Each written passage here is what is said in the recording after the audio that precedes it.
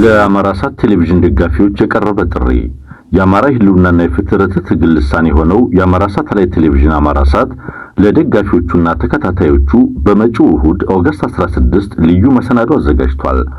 አገዛዙን በመታገል ላይ የሚገኙ ሚዲያዎችን ዝግጅቶች በሳተላይት የሚያሰራጨው አማራሳት የሳተላይት ስርጭቱን አጠናክሮ እንዲቀጥል ሁላችንም የምንሳተፍበት የድጋፍ መርሃ ግብር አሰናድቷል። በመሆኑም በመጪው እሁድ ኦገስት 16 በአማራሳት ቴሌቪዥን ዝግጅታቸውን በሚያስተላልፉ መገናኛ ብዙሃን በቀጥታ ስርጭት በሚያስተላልፉት የድጋፍ ዝግጅት ላይ ያቅሞን ድጋፍ በማድረግ የትግሉ ሚዲያ ያጠናክሩ። እሁድ ምሽት ሁላችሁም የአማራሳት ቤተሰቦች በቀረቡት የድጋፍ አማራጮች ሁሉ አስተዋጽኦ በማድረግ ተሳተፉ። አማራሳት የኢቢሲ ቴሌቪዥን እና የትግሉ ሚዲያዎች የሳተላይት ስርጭት ተጠናክሮ እንዲቀጥል ይሳተፉ። ትጋታችን ለህልውናችን። ሰላም ጤና ይስጥልን ተመልካቾቻችን፣ እንደምናላችሁ እንደምናመሻችሁ። ከአንከር ሚዲያ ዝግጅት ክፍል ያክብሮ ሰላምታችን እናቀርባለን። ኦህዴድ ብልጽግና አዲስ አበባን የኦሮሚያ ዋና ከተማ ለማድረግ የጀመረው የማስፈራራትና የማዋከብ ዘመቻ አጠናክሮ ቀጥሏል። ኮሚሽኑ 8ቱንም አጀንዳዎች ይፋ ሊያደርግ እንደተዘጋጀም አስታውቋል። አዲስ አበባን በተመለከተ አብይ አህመድ ስልጣን እንሰጣለን፣ ጥቅማ ጥቅም እናቀርብላቸዋለን በማለት የኦሮሞ ተወላጅ ላልሆኑ የብልጽግና ባለስልጣናት መደለያ ማቅረቡም ተመልክቷል። የአዲስ አበባ እጣ ፋንታ በምክክር ኮሚሽኑ አማካይነት በቅርቡ ይፋ ይደረጋል ተብሎ ነው የሚጠበቀው። የኦህዴድ ብልጽግና በማንኛውም መንገድ የአዲስ አበባን ጉዳይ በኦሮሚያ ክልል ስር እንድትሆን ለማድረግ ከፍተኛ ሆነ ዘመቻ መክፈቱም ተመልክቷል። የፋኖ ትግል በተለያዩ አቅጣጫዎች አሁንም እንደቀጠለ ነው። የአማራ ፋኖ ብሔራዊ ንቅናቄ አባት አርበኞች ምክር ቤት መግለጫ አውጥቷል። ለመከላከያ ሰራዊት ጨምሮ ለተለያዩ የጸጥታ አካላትና ለብልጽግና ባለስልጣናት ጥሪ በማቅረብ በአስቸኳይ ከህዝብ ጎን እንድትሰለፉ ሲል ነው የአባት አርበኞች ምክር ቤት ያስታወቀው። በእስር ላይ የሚገኙ የአማራ ተወላጅ ፖለቲከኞች፣ ጋዜጠኞችና የሰብአዊ መብት ተሟጋቾች ላይ የአብይ አህመድ አገዛዝ የሚፈጽመው ማዋከብ እንደቀጠለ ነው። ለሁለት የተከፈሉት እስረኞች አንፈርምም ባሉት ላይ በተለይ ከፍተኛ የሆነ ዘመቻ የአብይ አህመድ አገዛዝ ከፍቷል። ፈርመው እንዲወጡ የጀመረው ማዋከብ እስከ ቤተሰብ መድረሱንም ነው ለማወቅ የተቻለው። በመረጃ ክፍለ ጊዜያችን እነዚህን ጨምሮ ሌሎችንም እንመለከታለን። አብራችሁን በመቆየት እንድትከታተሉን ግብዣችን ነው። ከሙሉጌታ አንበርብር ጋር በመሆን መሳይ መኮንን አስተናግዳችኋለሁ። መልካም ቆይታ።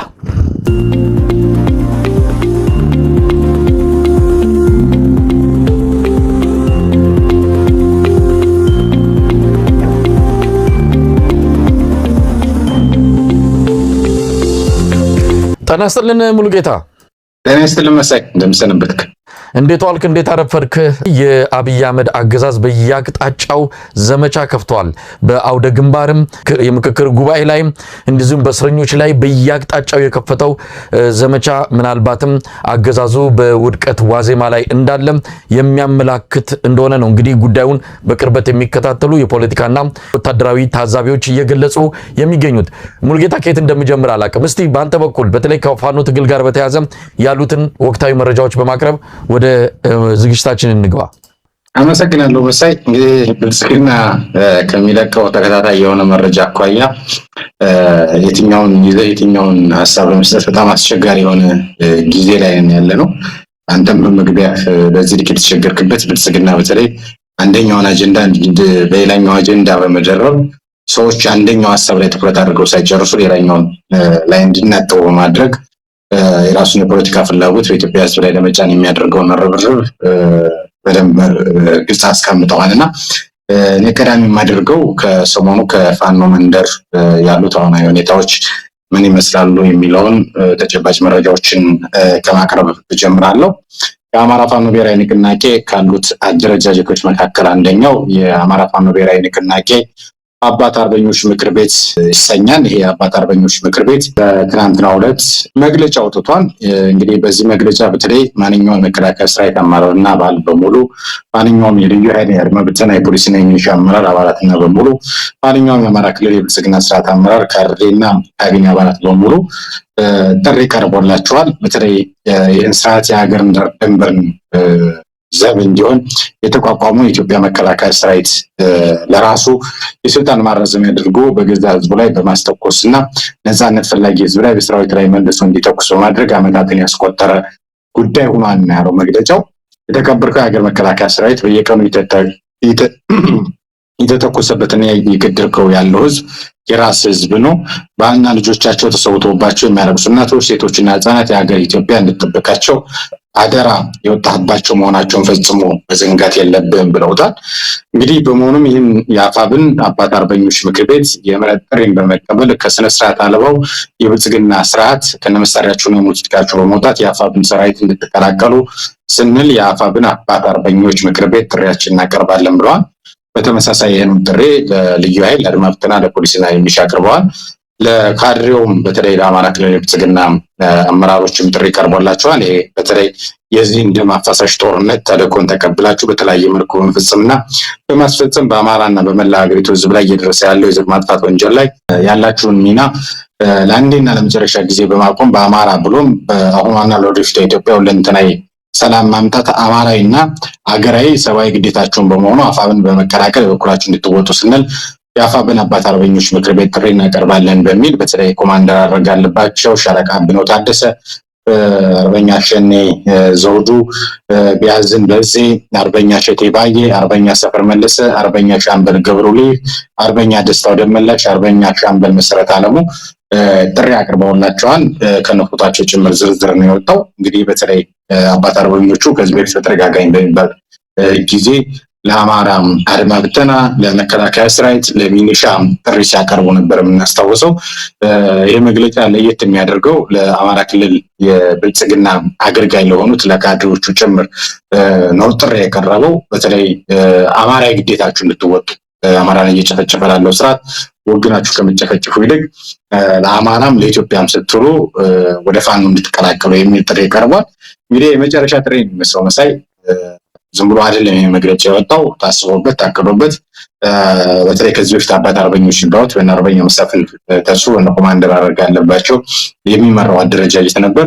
ዛሬ ላይ የሁሉንም ቀጠና መሪዎች እንግዲህ እነ ኮማንደር አረጋ አለባቸው ከጎንደር፣ እነ ሻለቃ አብነው ታደሰ ከወሎ፣ እነ አርበኛ ሸኔ ዘውዱ ከሸዋ፣ እነ አርበኛ ቢያዝን በዚህ ደግሞ ከጎጃም የተሰባሰቡበት አደረጃጀት ነው። ሌሎችም አርበኞች አሉ። እንግዲህ ይህን አደረጃጀት በተጨባጭ ለዩኒፎርም ለባሽ ካድሬውም እንዲሁም ደግሞ ዩኒፎርም ላለበሰውም ካድሬ ጥሪ ቀርቦለታል።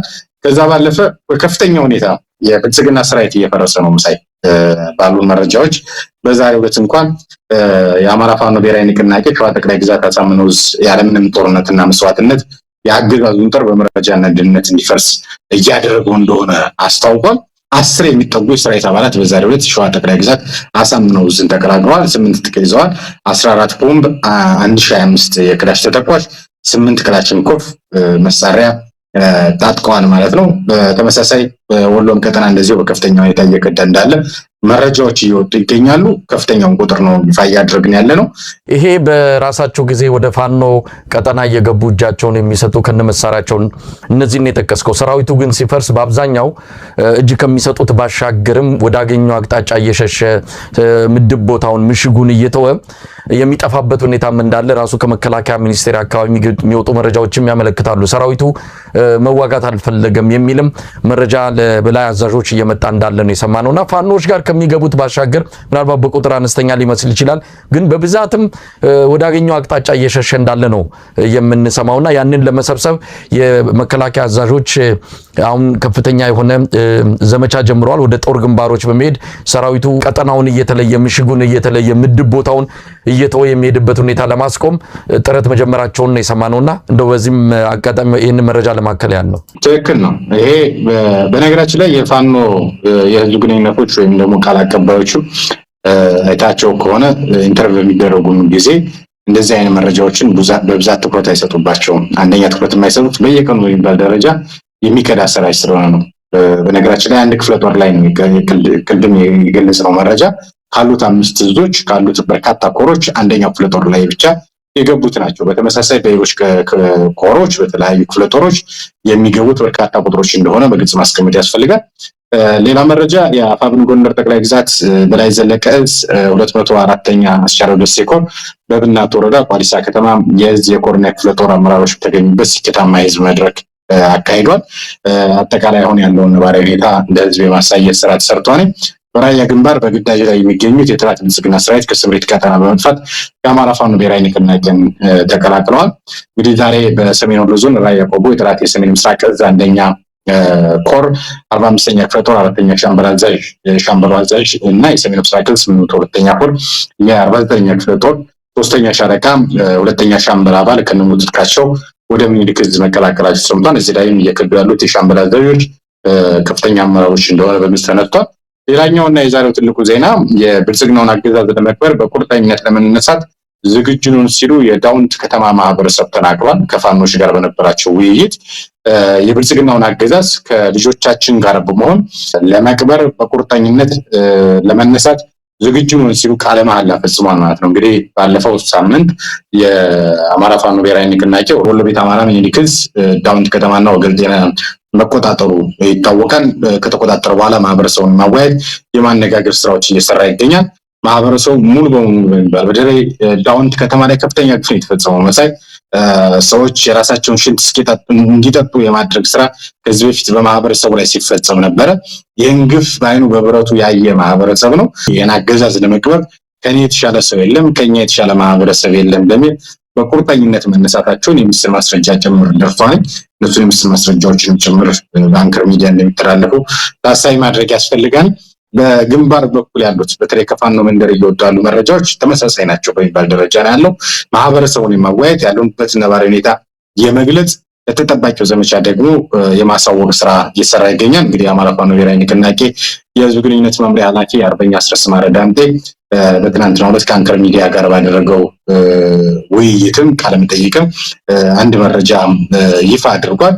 እሱም ጥምረቱ በቅርቡ ይፋ እንደሚደረግ ነው።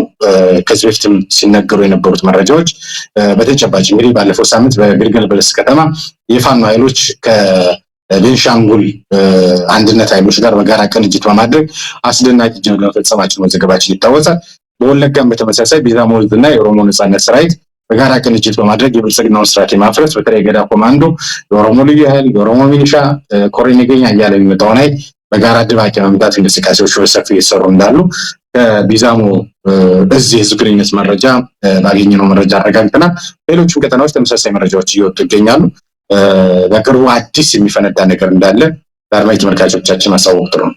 ሙልጌታ ቀደም ሲል ያነሳው አርበኛ አስረስ ማረ ዳምጤ የአማራ ፋኖ ብሔራዊ ንቅናቄ ህዝብ ግንኙነት ክፍል ኃላፊ ለአንከር ሚዲያ በይፋ የገለጸው አለ። እንግዲህ ይሄ ትብብሩን፣ ጥምረቱን፣ ቅንጅቱን የትኛውም ስም ያዝ በቅርቡ ይሄ ነገር እግር አውጥቶ ስጋ ለብሶ ልናየው እንደምንችል አርበኛ አስረስ ማረ ዳምጤ ገልጿል። ዝርዝር ሁኔታዎችን ከመናገር ነው የተቆጠበው፣ ምክንያቱም በይፋ ሲገለጽ የሚታወቅ በመሆኑ ነው። አንድ ነገር እርግጠኛ ያደረገው ግን ትብብር የሚባለው በየትኛውም የኢትዮጵያ ማዕዘናት ውስጥ ለነጻነት የሚታገሉ ኃይሎችን ወደፊትም ሊያቅፍ በሚችል መልኩ ጉዞ መጀመሩንና ስምምነቶች እየተደረጉ እንዳለ ከሰማይ በታች በማንኛውም ጉዳይ ትላንትና የተለያዩ ችግሮች፣ የተለያዩ ቁርሾች፣ የተለያዩ ጦርነቶች በርስ በርስ ተካሂደው ሊሆን ይችላል። ወደፊት በጋራ እንዴት ልንሄድ እንችላለን? በመወያየትና በመነጋገር ወደ ጋራ መስመሮቻችን ሁላችንን በመምጣት ኢትዮጵያን ማዳን አለብን የሚል ነገር ነው ያነሳው። እንደውም ብልጽግናን የሚያፈርስ እንጂ ኢትዮጵያን የሚያፈርስ ህብረት አይደለም ወይም ትብብር አይደለም ብሏል። ትብብሩ ኢትዮጵያን ላፈርስ አይችልም፣ ካፈረሰም ብልጽግናን ነው የሚያፈርሰው ሲል አርበኛ አስረስ ማረ ዳምጤ ተናግሯል። ስለዚህ አሁን ትብብር የሚባለው ዝም ብሎ በስማ በለው ወይም ደግሞ በሶስተኛ መረጃ የምናገኘው ሳይሆን አሁን በቀጥታ በፊት ለፊት ከተጣማሪዎቹ ህብረት ትብብር ከሚያደርጉት ዋነኛው አካል ከሆነው ከፋኖ ይህንን መረጃ ሰምተናል። ምን አይነት ይሆናል፣ እንዴት እንጠብቀው፣ መቼ የሚሉትን ነገሮች ጊዜ የሚፈታው እንደሚሆን በማመን ነገሩ እውነት እየሆነ መሬት ላይ እየታየ እንዳለ የሚያረጋግጥ ነው ይህ ምንን ያመለክታል? እንግዲህ አብይ አህመድ ቀድሞ አስተዋውቆታል። የአብይ አህመድ ሚዲያዎች ናቸው ትብብሩ ጽምዶ ሲሉ ነጋ ጠባ ሲያላዝኑ ከረሙ። ብልጽግናዎች ናቸው አውጥተው በአደባባይ ሲያስተዋውቁ የሰነበቱት። አሁን ግን ከባለቤቶቹ እየሰማን ነው፣ እየመጣን ነው እያሉ ነው። ምን ልናይ እንችላለን? በቀጣይ ይሄ የጥምረት ኃይል ነው በግልጽ ማስቀመጥ ያስፈልጋል። አመራሮቹም እያመኑት እየመጡ ስለሆነ እዚህ በፊት ጥምዶ ይባል ነበረ። ነገር ግን ጥምዶ የሚባለው የህዝብ ለህዝብ ውይይት እንደነበረ በርካቶች ሲናገሩት ነበር። የአፋብኃ አመራሮችም ሲናገሩት የነበረ ጉዳይ ነው። በጥምዶ ጉዳይ ላይ ውይይት ሲያደርጉ የነበረው የፋኖ ኃይሎች እንደሌሉበት ሲገለጽበት የነበረው እውነት አለ። የህዝብ ለህዝብ ውይይት እንደነበረ ግን በተደጋጋሚ ሲገለጽ ነበር። በተለይ በትግራይ ድንበርና በኤርትራ ድንበር የተጀመረው ጥምዶ በዛው መልኩ እየሄደ እንዳለ መረጃዎች እየወጡ ይገኛሉ። እነዚህ በተመሳሳይ ከዚህ በፊት ሱዳን ነበር ተደርጎ የነበረው፣ ከሰሞኑን በኬንያ ተደርጓን የሚሉ መረጃዎች እየወጡ ይገኛሉ። ይሄኛው ጥምረት ነው ለአድማጭ ተመልካቾቻችን በግልጽ ማስቀመጥ የሚያስፈልገው። ከዚህ በፊትም በግልጽ እንዳስቀመጥ ነው ኢትዮጵያ ውስጥ ያሉ የነጻነት ኃይሎች ሲባል ትናንት ያጠፋ በርካታ ኃይል አለ። ለምሳሌ ፋኖ የሚከሰስበት ሁኔታ አለ። ፋኖ ግን አልፈጸምኩም ይላል። የኦሮሞ ነጻነት ሰራዊት የሚከሰስበት ሁኔታ አለ። ነገር ግን የኦሮሞ ነጻነት ሰራዊት ያልፈጸምኩም የፈጸመው በእኔ ስም ያደራጀ ብልጽግና ኃይል ነው የሚል ሀሳቦች ይነሱ ነበርና እንደዚህ አይነት ተመሳሳይ አጀንዳዎችን ለጊዜው ነው አሁናዊ ችግር የኢትዮጵያ አደጋ ማን ነው? ኦላ ነው? ፋኖ ነው? ህወሓት ነው ወይስ ማን የሚጠይቅ ሲነሳ ቀዳሚ አሁናዊ አደጋ በአብይ አህመድ የሚመራው የብልጽግና አገዛዝ እንደሆነ መተማመን ላይ ደረሱ። ለበርካታ ጊዜ ውይይት ሲደረግ ነበረ። ይሄ በርካታ ጊዜ ውይይት በፖለቲካ ደረጃ ውጤት አፍርቶ አሁን በወታደራዊ መስክም በዲፕሎማሲም መስክም ውጤት ለማምጣት ከፍተኛ እንቅስቃሴ እያደረገ ይገኛል። በእርግጠኝነት መናገር የሚቻለው በቅርቡ ይፋ ይሆናል። ዋና መሪው ማን ነው? ምክትሉ ማን ነው? ወታደራዊ አዛዡ፣ የፖለቲካ ክንፉ ማን ነው? የሚሉትን መረጃዎች በቀጣይ ቀናቶች እንሰማለን የሚል ተስፋ አለኝ። ተስፋ ብቻ ሳይሆን መረጃዎቹ ይፋ ይሆናሉ የሚል አንምጣለ። ከዛ ባለፈ ደግሞ ይሄ ትብብር ምን ሊያመጣ ይችላል ነው ዋናው ጥያቄ። ይሄ ትብብር የብልጽግና አገዛዝን ይገረስሳል፣ ወደረንም ጠላን። የብልጽግና አገዛዝ ለዛ ነው ስለተጨነቀ ነው ዛሬ የኢቲቪ ገጾችን፣ የፋና ገጾችን፣ የአጠቃላይ የብልጽግና ገጾችን ሞኒተር ለማድረግ ሙከራ እያደረኩ ነበር። ብሔራዊ ምክክር ላይ ነን እያሉ እንኳን ይህን ጥምረቱን ለማጣጣል ይህን ጥምረቱን ለማጠርፈት አጠቃላይ ብሔራዊ ምክክር ላይ ሳይሆኑ አገሪቱን ለመበተን የተሰባሰቡ ኃይሎች የከተሙበት በሚመስል መልኩ አገሪቱን የጦርነት ሜዳ ላይ እንዳለች ነው። ብሔራዊ ምክክር ላይ ያለ ሰው ስለ ውይይት ነበር ሀሳብና አስተያየት ይሰጥ የሚገቡ። ሚዲያዎችም ያንን ነበር ትኩረት ማድረግ የነበረባቸው። ዛሬም ግን ትኩረት እየተደረገ ያለው እነ አርበኛ ዘመነ ካሴ፣ እነ ዶክተር ደብረጽዮን፣ የነ ጃልመሮ ከዛም አልፎ ደግሞ የሀገር ውስጥ ተባባሪዎች ነን እየተባለ የውጭ ሀገር ውስጥ እንዳሉበት እና ኢሳያስ አፈወርቂ እና አልቡራን ጭምር እንዳሉበት የነሱን ፎቶ ጭምር እያጨቀዩ በአይ ነው ሲጨማለቁ ያሉትና ይሄ በቀጣይ ምን ሊያሳይ ይችላል? የብልጽግና አገዛዝን ያስወግዳል። ያ ማለት ግን አሁን በነገራችን ላይ በርካታ የፋኖን ኃይሎችም በዚህ ሂደት ውስጥ እንዳትጣመሩ እንዳትተባበሩ የሚሉ በርካታ ኃይሎች አሉ። በማህበራዊ ሚዲያም እየጻፉ እያየናቸው ነው። በፋኖ ትግል ውስጥ ነበርን ያሉ በኋላ ላይ በተለያየ ሚና ሲወጡ የነበሩ ዛሬም መጥተው ግን ፋኖን በዚህኛው መንገድ መሄዳችንም የማለት አዝማሚያዎች እያየን እንገኛለን። እኔ ሐሳብ መስጠት ነው የምችለው፣ በሳይንስ ሐሳብ መስጠት ነው የምችለው። የትኛው ውጭ ሀገር ያለ ሰው እንደው በዚህ ብትሄዱ ይሄኛው መንገድ ብትከተሉ እንደዚህ አይነት አደጋ እንዳይገጥማችሁ ከማለት የዘለለ ሚና የለው። እኛ የምናስበውን ያክል መሬት ላይ ያሉት 724 በሚባል ደረጃ የሚሰረሰሩበት ጉዳይ የአማራ ፋኖ የውጭ አያቶላ ያስፈልገው በነገራችን ይሄኛው ትክክል አልሆነ በእኛ መንገድ ስላልሄዱ ብለህ ለመቃወም ብትወጣ ምንም የምታመጣው ነገር የለም። እንደዚህ አይነት አዝማሚያዎች እያየሁ አሁንም እየተሽከረከሩ ነው የአብይ አማሮች። እንዲሁም ደግሞ ከብልጽግና ጋር ስትራቴጂካዊ አሊያንስ የፈጠሩ የአማራ ኃይሎችም አንዳንዶች በሚባል ደረጃ ይህን ጥምረቱን የሚያስቀሩት መስሏቸው በከፍተኛ ሁኔታ እየተፍጨረጨሩ ይገኛል። ብልጽግና ያላስቀረውን ጥምረት፣ ብልጽግና ያላስቀረውን ትብብር፣ ብልጽግና ያላስቀረውን አጋርነት የትኛውም ኃይል ሊያስቀረው አይችልም። ምክንያቱም ወደዚህ ትብብር የገቡ ኃይሎች፣ ወደዚህ ጥምረት የገቡ ኃይሎች አስበውበት አቅደውበት ፖለቲካ ሰርተው ነው የገቡት። ግን ከፍተኛ ፍጨርጨር እያየን እንገኛለን። እኔ ይሄ ትብብር የሚባለው ይሄ ጥምረት የሚባለው አደጋ እንዳይገጥሙ ለምሳሌ በአማራ ፋኖ ጉዳይ የህወሓት ማይድ ሆነ የወላ ኃይል አስታራቂ ሆኖ መምጣት የለበትም። የአማራን ጉዳይ አማራው ነው መፍታት ያለበት። በዚህ ጉዳይ ላይ ሌሎችን አሳልፌ እገባለሁ ካለ እሱ አደጋ ነው ለራሱም ጭምር ማለት። ለዚህ የተጣማረ እንደዚህ አይነት ሁነቶችን በደንብ ማየት ያስፈልጋል ብዬ አምናለሁ። ካሉት አጀንዳዎች አኳያ በቀጣይ የብልጽግናን አገዛዝ ያስወግዳን የሚለውን አስረግጠን ተናግረን ብናልፍ ጥሩ ነው ብዬ አምናለሁ። አመሰግናለሁ ሙሉጌታ። እንግዲህ የብልጽግና አገዛዝ ይህን ጥምረት ይህን ትብብር ለማኮላሸት በጋራ እንዳይመጡበት ለማድረግ የተለያዩ እርምጃዎችን ሲወስድ እንደነበረ በተከታታይም እኛ መረጃውን አውጥተናል። ፋኖች ጋር ሽምግልናን ጨምሮ መደለያ ገንዘብ እንዲሁም በተለያየ መልኩ በመከፋፈልና በርካታ ስትራቴጂዎችን ነድፎ ዘመቻ የከፈተ ቢሆንም አንዳቸውም አልተሳካም። ፋኖን ለመከፋፈል ከህወሓትና ከሌሎች ተጣማሪዎች ጋር ለማፋታት የሄዱበት ርቀት አልተሳካም። ከህወሓቶችም አንፃር እንደዚሁ ሽምግልና በመላክ ባለም አቀፉ ማህበረሰብ አማካኝነት ለህወሓት መደለያ ሁሉ ቀርቦ ስልጣን ከፈለጋችሁ ስልጣንም አለ፣ ክልሉን ራሳችሁ ማስተዳደር ትችላላችሁ፣ ብዙ ነገሮችን መደለያ አቅርበው ነበር። እሱም የተሳካ አይመስልም። ባለፈው አንተም እንዳወጣው በነግርማ ብሩ የሚመራ አንድ የኦህዴድ አንጋፋ አመራሮች ወይም ደግሞ ነባር አመራሮች የተሳተፉበት አንድ ሽምግልና አይነት ሂደት መጀመራቸው ተሰምቶ ነበረ። ያ እውነት መሆኑን የሚያረጋግጥ አምባሳደር ሱሌማን ደደፎ የሚባሉ አምባሳደር ናቸው። እንደምታውቀው እኚህ አምባሳደር አንዳንድ ጊዜ አብይ ማድረግ የሚፈልገውን ነገር አስቀድሞ በመተኮስ የሚታወቁ ናቸው። ብዙ ጊዜ ያልተለመዱ ብልጽግናዎች የማይደፍሯቸውን አጀንዳዎችና ርዕሰ ጉዳዮች በማውጣት በድፍረት በፊት ለፊት የሚጽፉ ሰው ናቸው አምባሳደር ሱሌማን ደደፎ። አሁንም በዚሁ በኤክስ የቀድሞ ትዊተር ገጻቸው ላይ ህወሓትን ከውድቀት ለማዳን በድርድር ስም አዲስ ሩጫ እየተጀመረ መሆኑን በማንሳት መንግስት ምንም አይነት ድርድር እንዳያደርግ ነው ያሳሰቡት። እንግዲህ እሳቸው የመንግስት አካል ናቸው። አብይ አህመድ ይህንን ካልፈቀደላቸው በኤክስ ገጻቸው ላይ ሊጽፉ አይችሉም። አብይ አህመድ መንታ መንገድ ላይ ነው ያለው። በዚህ በኩል ድርድር ይልካል፣ በዚህ በኩል ድርድሩን አንፈልግም የሚል ደግሞ ሌላ ዘማች ያሰማራል። አምባሳደር ሱሌማን ደደፎ ከመሬት ተነስቶ ይሄንን አላሉትም። ወይም እየተጨናገፈ መሆኑን ድርድሩ ወይም ምክክሩ ሽምግልናው በዛ መጠን እንደፈለጉት እንዳልሆነ ሲያውቁት መተው ህወሓት ጋር መደራደር አደገኛ ነው፣ ይሄ ነገር መቋረጥ አለበት፣ እንደተጀመረ መቀጠል የለበትም የሚል ደግሞ ሌላ ዘመቻ በጎን ይከፍታሉ። እንዴት አየኸው?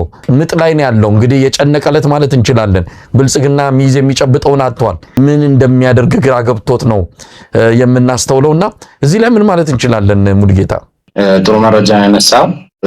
እንግዲህ ባለፈው ሳምንት ስናጋልጠው ይህን መረጃ ይፋ ስናደርግ አንዳንዶች ውሸት ነው የሚል ማህበራዊ ሚዲያ ላይ ሲያዘዋውሩ ነበረ። ብልጽግና ሊክ አድርጎ የሰጣቸው ነው የሚልም ሀሳቦች ነበሩ። ብልጽግና ግን ከህወሓት ጋር ጦርነት የማይፈልግበት ዋነኛ ምክንያት ከህወሓት ጋር ተባብሮ አማራውን መምታት፣ ከህወሓት ጋር ተባብሮ ኤርትራን መውረር፣ ከህወሓት ጋር ተባብሮ ሱዳንን መውረር ነበር ፍላጎቱ። ከዚህ በፊት አርበኞችም የተናገሩት ነው ይህን ጉዳይ በተመለከተና ስለዚህ ሱሌማን ደደፎ ግርማ ብሩ ይዘውት የሄዱትን አጀንዳ ተቀባይነት አጥቷል ማለት ነው። ስለዚህ ተቀባይነት ካጣ በኋላ ካፈርኩ አይመልሰኝ የሚባል ነገር አለና ያንን የማጣጣል ትክክል አይደለም። አሁን ሱሌማን ደደፎ የሚባል ግለሰብ አብይ አህመድ ያዘዘውን ነገር ሲያስቆም አስበው።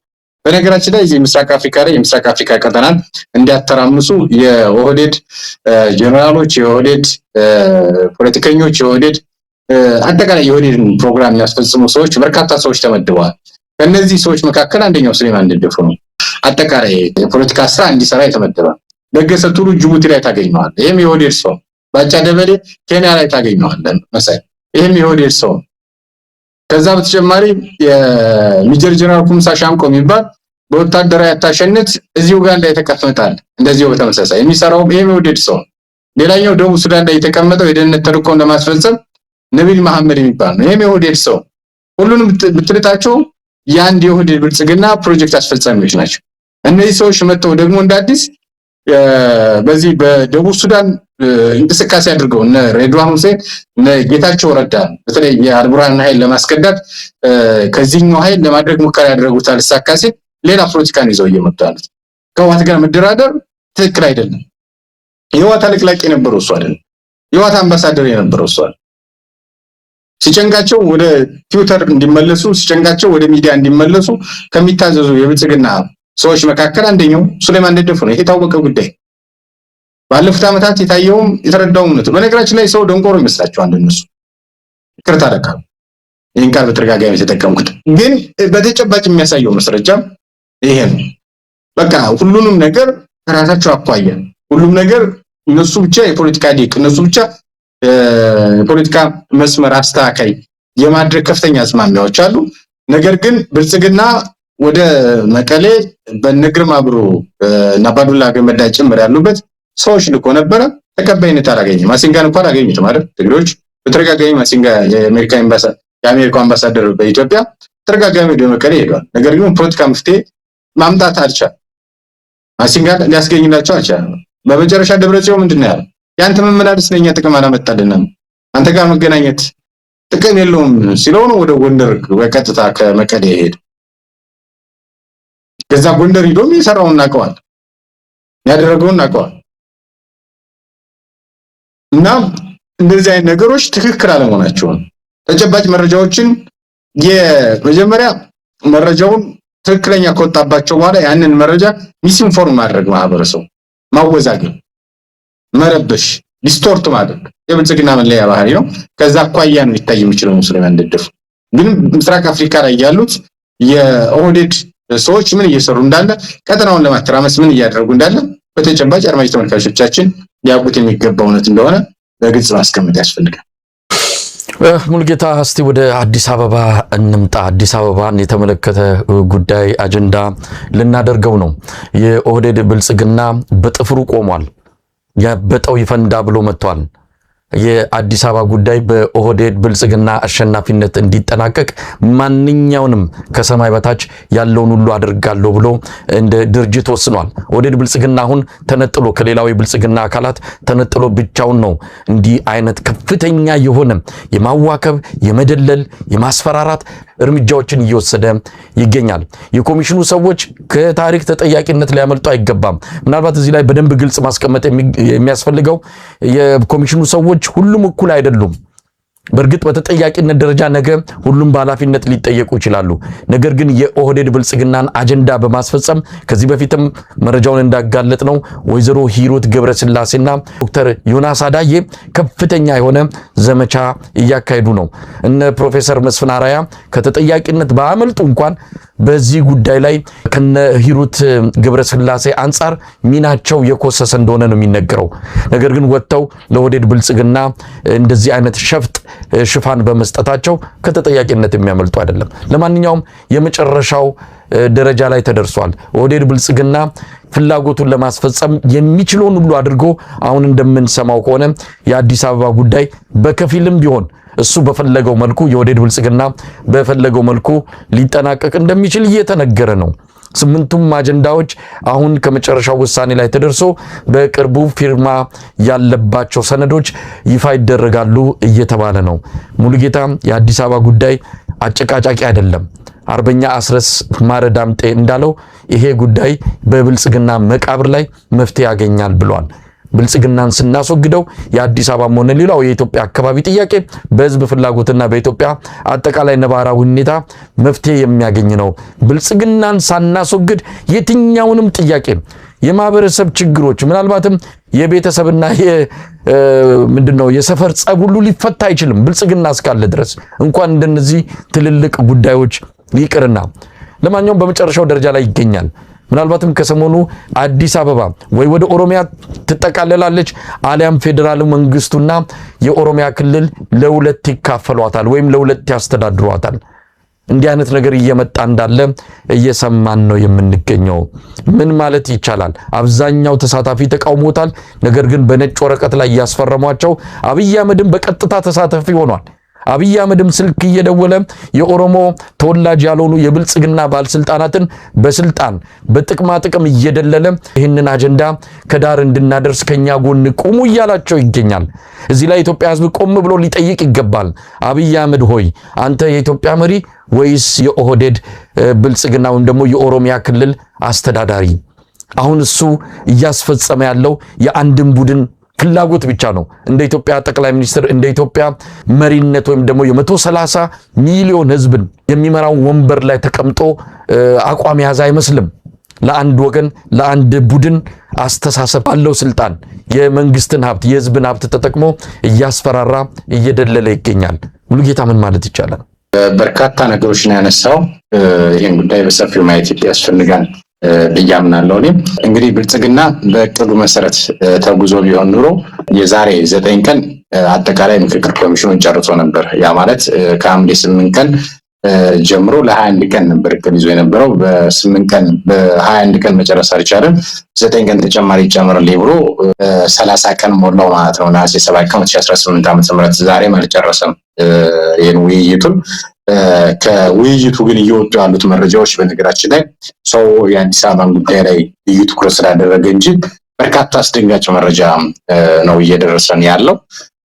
በተለይ ህገ መንግስቱን እናሻሽላለን በሚሉት አንቀጾች ላይ ከሰፈሩ አንቀጾች መካከል አንደኛው አንቀጽ 34 የጋብቻና የቤተሰብ መብት በሚለው እዚህ አንቀጽ ስር ያለው በወንድና በሴት መካከል የሚለውን ሀረግ በመሰረዝ በሁለት ታዋቂዎች መካከል ሊቀይሩት ነው የተባለው።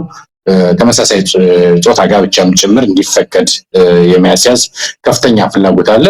ሌላው አንቀጽ 25 የእኩልነት መብት የሚለው ነው። በዚህ ስር ደግሞ ምናልባት በጾታ ዝንባሌ ምክንያት አድሎ አይደረግም የሚል አንቀጽ ሊገባ እንደሚችልም በተለይም ደግሞ እንደዚህ አይነት አንቀጾችም እንደሰፈሩ በዚህ አንቀጽም ላይ ሰዎች እንዲፈረሙበት የማድረግ ከፍተኛ አዝማሚያ እንዳለ ተሰምቷል። ከዛ ባለፈ በተለይ አዲስ አበባን ጉዳይ በተመለከተ ከሰሞኑ እናት ፓርቲ አንድ ያወጣው አስደንጋጭ መረጃ አለ። ከዚህ መረጃ መካከል ሙሉጌታ በደንብ አጽንኦት መስጠት ይገባናል። ስለዚህ አብይ አህመድ ወይም ኦህዴድ ብልጽግና የኢትዮጵያ ህዝብ ከባህሉ ከወጉ በተጻራሪ ሁኔታ አብዛኛው የአፍሪካ ሀገራት የገፉትን የምዕራባውያንን ጫና ተቋቁመው አንፈልግም ያሉትን የተመሳሳይ ጾታ ጋብቻ ይሄ የግብረ ሰዶማውያንን ጉዳይ በህገ መንግስት ውስጥ አስገብተው የኢትዮጵያን አጠቃላይ ሁኔታ ማህበራዊ ምስቅልቅሎችና የእሴት መርባረዝ ኢትዮጵያ ከዚህ በኋላ በእንደዚህ አይነት ሁኔታ ከፍተኛ አደጋ ውስጥ የምትገባበትን ውሳኔዎች ሊያሳልፍ ተዘጋጅቷል እያልከኝ ያለው?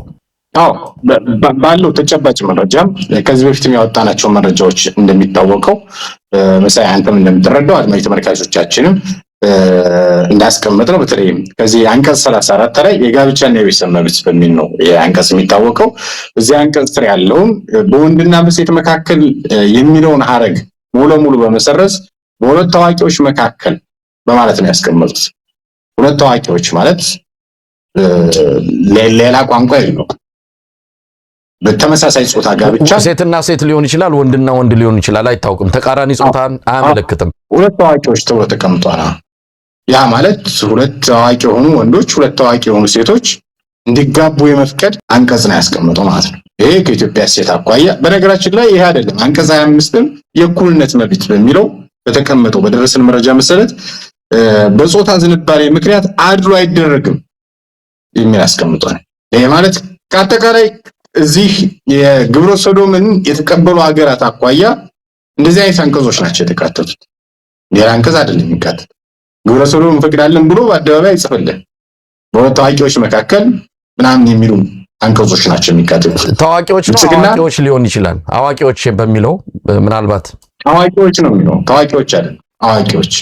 ታዋቂ ማለት እድሜ የደረሰ ማሰብ የሚችል በራሱ መወሰን የሚችል ከ18 ዓመት በላይ የሆነ ማለት ነው። ይሄን ነው እያደረገ የኢትዮጵያ ህዝብ ጉዱን አልሰማም ማለት ነው። ገና ይፋ ያልሆኑ ወደፊት ይፋ ሲሆኑ የሚያስደነግጡ አዳዲስ መረጃዎች ይወጣሉ።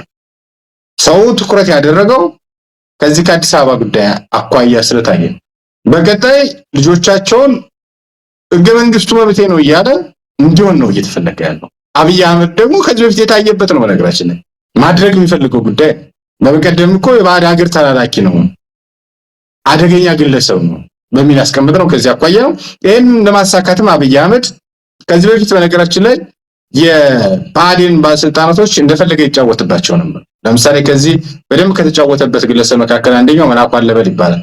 እድሜ ልኩን ግን የንግድና ኢንዱስትሪ ሚኒስተር አድርጎ ነው ያስቀመጠው። አሁን ኢንዱስትሪ ብሎታል ብቻውና ምክትል ጠቅላይ ሚኒስተር አድርጋለሁ በሚል የአማራን ፖለቲካ የውስጥ ፖለቲካዎች በተለይ ያዴፓንም የባዕድንም በኋላም የአማራ ብልጽግናን መረጃ ሙሉ ለሙሉ እያሳለፈ እንዲሰጠው ይጠይቀው ነበር።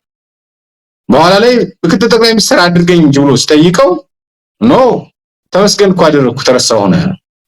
ሙሉ መረጃውን ከተቀበለው በኋላ አማራው እንደዛ ከከፋፈለው በኋላ ተገደላቸው በኋላ አሁንም በተመሳሳይ እዛው ውስጥ ያሉ የአማራ ብልጽግና አመራሮችን እየደወለ በማስፈራራት ስልጣን እሰጣቸዋለሁ ማለት ነው መደለል በተለይ የአዲስ አበባን ጉዳይ መሰል አጀንዳዎችን ጉዳይ እንዲፈርሙለት የማግባባት ስራ በሰፊው እየሰራ ይገኛል። በነገራችን ላይ ይሄ ምክክር የሚባለው ቀልድ መሆኑን እኮ የምታውቀው አማራ ክልልን ለመመተን በተደረገው ውይይት ላይ የአማራ ክልል ብልጽግና አመራሮች ያጨበጭቡ ነበር አለ። ማን? እናት ፓርቲ። የት ተገኝቶ? እዛው ስብሰባው ላይ ነበር። እናት ፓርቲ ኢትዮጵያ ውስጥ የተመዘገበ ፓርቲ። አማራ ክልል ለመመተን በሚደረገው ውይይት ላይ የአማራ ክልል ብልጽግና አመራሮች ያጨበጭቡ ነበር። እንደዚህ አይነት መረጃ ነው ይወጣል። ስለዚህ አዲስ አበባ ጉዳይ ፈርመው ሊሰጡ ይችላሉ። በፊትም አድርገውታል። አሁንም ፈርመው ሊሰጡ እንደሚችሉ ምንም ጥርጥር የለውም። የአማራ ብሔራዊ ንቅናቄ ስሙም ጠፋብኝ። የአማራ ብሔራዊ ንቅናቄ የሚባለው በነ በለጠ ሞላ፣ በነ ጋሻው መርሻ፣ በነ ጣይር እና በነ ዳምጦ ተሰማ ተጠቅሎ ለአብይ አህመድ የተሰጠው ፓርቲ ላንቀበለው እንችላለን፣ ራሳችን ልናገል እንችላለን ካለ እኮ አንድ ቀን እንሞላው ማለት በአንድ ቀን ሂደት ውስጥ በአንድ ቀን አዳር ውስጥ ምን ተቀይሮ ነው ዛሬ በቀሩት 8 አጀንዳን ያቀረብነው? በሌሎች አጀንዳዎች ተስማምተን ነበር። በቀሩት 4 አጀንዳዎች ላይ ስምምነት ላይ ደርሰናል ተብሎ በነገራችን ላይ ፕሮፌሰር መስፍን አርአያ ዛሬ መግለጫ አልሰጠም። መግለጫ የሰጠችው ሂሩት ወልደስላሴ ሂሩት ምትባረውች አባቷን ስም ይቀርታ ሂሩት ገብረስላሴ እሷ መታ ነው መግለጫ እንድትሰጥ የተደረገው። እሳቸው ወደ ኋላ ስራሉ ተጠያቂነት ይድናሉ ማለት ነው። ኪሳው ላቂው ግርማ ሰይፉ ብርሃኑ ነጋ ሌሎችም ሲያለቃቅሱ ነው ካደሩ አንድ ቀን አልሆናቸው። እኛ ውይይት ያደረግነው ማክሰኞ። ሌላ አስቂኝ አንድ መረጃ አድማጭ ተመልካቾቻችን እናጋራ። የብሔራዊ ምክክር ኮሚሽን በተለይ ኢትዮጵያ ውስጥ የግጭት መነሻ ማዕከል ከሚባሉት አንደኛው የወሰንና የማንነት ጉዳይ ነው። የወሰንና የማንነት ጉዳይንም ጭምር ብሔራዊ ምክክር ኮሚሽኑ ይፈታን በሚል ነው የተቋቋመው። የወሰን ማንነት የድንበር ኮሚሽን ምናምን የሚባሉት ፈርሰው ማለት የዛሬ 5 ዓመት ይሄን ሙሉ ሙሉ ትቶ የአብይ አህመድን አገዛዝና ለወዴድ በሚመች መልኩ መዋቅሩን አደረጃጀቱን ከጨረሰ በኋላ ለራሱ በሚመለከተው መልኩ ከጨረሰ በኋላ የወሰንና ማንነትን ጉዳይ የሚፈታ ይሄ ብሔራዊ ምክክር ኮሚሽን አዲስ ኮሚሽን ሊያቋቁም ምን የሚባል ብሔራዊ አንድነት ኮሚሽን የሚባል ነው። ይሄኛውን ኮሚሽን አፍርሶ ለራሱ በሚመች መልኩ ለፕሬዝዳንትነቱ አመቻችቶት አዲስ አበባን ሙሉ ሙሉ ከዚህ በፊት ልዩ ጥቅም ይገባናል ነበር ሲሉ የነበሩት ከዛ በተጨማሪ ከአዲስ አበባ እየሰፋች ነው ስለዚህ ተሰብሰብልን የሚል ጥያቄ ነበር። ጥያቄ እንደምናስታውሰው አሁን ላይ የልዩ ጥቅሙ ቀረና ሙሉ ለሙሉ የሚል ምን ሐሳብ ይዘው መጡ። አይ ባለቤት ነን የኛ ነች እኛ በፈቀድ ነው ተነፍሳላችሁ እኛ በፈቀድ ነው እኛ ምን ጥልባችሁን ግብር ትከፍላላችሁ እኛ በምንፈቅደው ቋንቋ ተተዳደራላችሁ የሚል አዝማሚያ ነው ያለው። ለምሳሌ ካላረዘምኩት አንድ መረጃ ላጋራ። በነገራችን ላይ የአዲስ አበባ ሕዝብ ምን አይነት አደጋ እየገጠመው እንዳለ በአንድ ወቅት ናዝሪት ወይም ደግሞ አዳማ ልደቱ አያሌው ችሎት ላይ አድሜ ያስተዋልኩትን አንድ እውነት ላጋራ። ናዝሪት በነበረው ፍርድ ቤት ላይ የፍርድ ቤቱ ዳኛ ኦሮሚፋ ተናጋሪ ነው፣ ጠበቃው ኦሮሚፋ ተናጋሪ ነው። ልደቱ ደግሞ እንደዚህ ኦሮምኛ የሚሰማ አይመስለኝም ወይም ደግሞ የሚናገር አይመስለኝም። ዳኛው በኦሮምኛ ያወራል። ከዛ ጠበቃው ለልደቱ በአማርኛ ይተረጉማል። ልደቱ በአማርኛ ያወራና ለጠበቃው ይናገራል። ጠበቃው ደግሞ ለዳኛው ያስረዳል ማለት። የአዲስ አበባ ሕዝብ በቀጣይ እንደዚህ አይነት አስተዳደር ሊዘረጋለት እንደሆነ ግን ያወቀ አይመስለኝም። በቀጣይ ምን እየተወራብህ እንደሆነ ምን እየተዋየብህ እንደሆነ ጆሮን እንዲቆርጡ በማሰማው ቋንቋ ለማድረግ ነው ከፍተኛ ፍላጎታቸው። ባለቤትነት ይገባናል የቋንቋ ምናምን ሲሉ ሌላ ጉዳይ አይደለም። ለማድረግ ያሰቡት ነው። አዲስ አበባን ጉዳይ በተመለከተ ኦሮሚያ ሙሉጌታን ለማድረግ ያሰቡት የሚለው ነገር ካደረጉት እኮ ቆይቷል። የሆኑ ነገሮች እኮ እየተፈጸሙ ነው ያሉት፣ ተጀምረዋል። አንዳንድ የአዲስ አበባ ትምህርት ቤቶች እኮ ኦሮምኛ ቋንቋን እንዲያስተምሩ አስተምሩ ማለት አይደለም። የኢትዮጵያ ሕዝብ የኦሮምኛን ቋንቋ በመማሩ የሚከስረው ነገር የለም። ነገር ግን የፖለቲካ ስልጣን እጃችን ገባ ብሎ በአስገዳጅ ሁኔታ እንዲህ አይነት ነገር እየፈጠሩት ያሉት ኦህዴዶች ይሄ ነገር ከመምጣቱ በፊት ጀምሮ እያደረጉት እኮ ነው። የኦሮሞያ ሰንደቅ ዓላማን የኦሮሞን ህዝብ መዝሙር እንዲዘምሩ እየተደረጉ እኮ ነው ያሉት። ይሄ የሚደረገው የመንግስት ትምህርት ቤቶች ብቻ አይደለም፣ የግል ትምህርት ቤቶች ጭምር ካሪኩለማቸውን ቀይረው ኦሮምኛን እንዲያስተምሩ እኮ ከተጀመረ ቆይቷል። አዳነች አቤቤ እኔ በወቅቱ ምን ቃለ መጠይቅ አድርጌላት ነበረ። እኛ ምን እናድርግ፣ እኛ ሳናቅ ሌሎች ኃይሎች ናቸው ይሄንን የሚያደርጉት ይላሉ።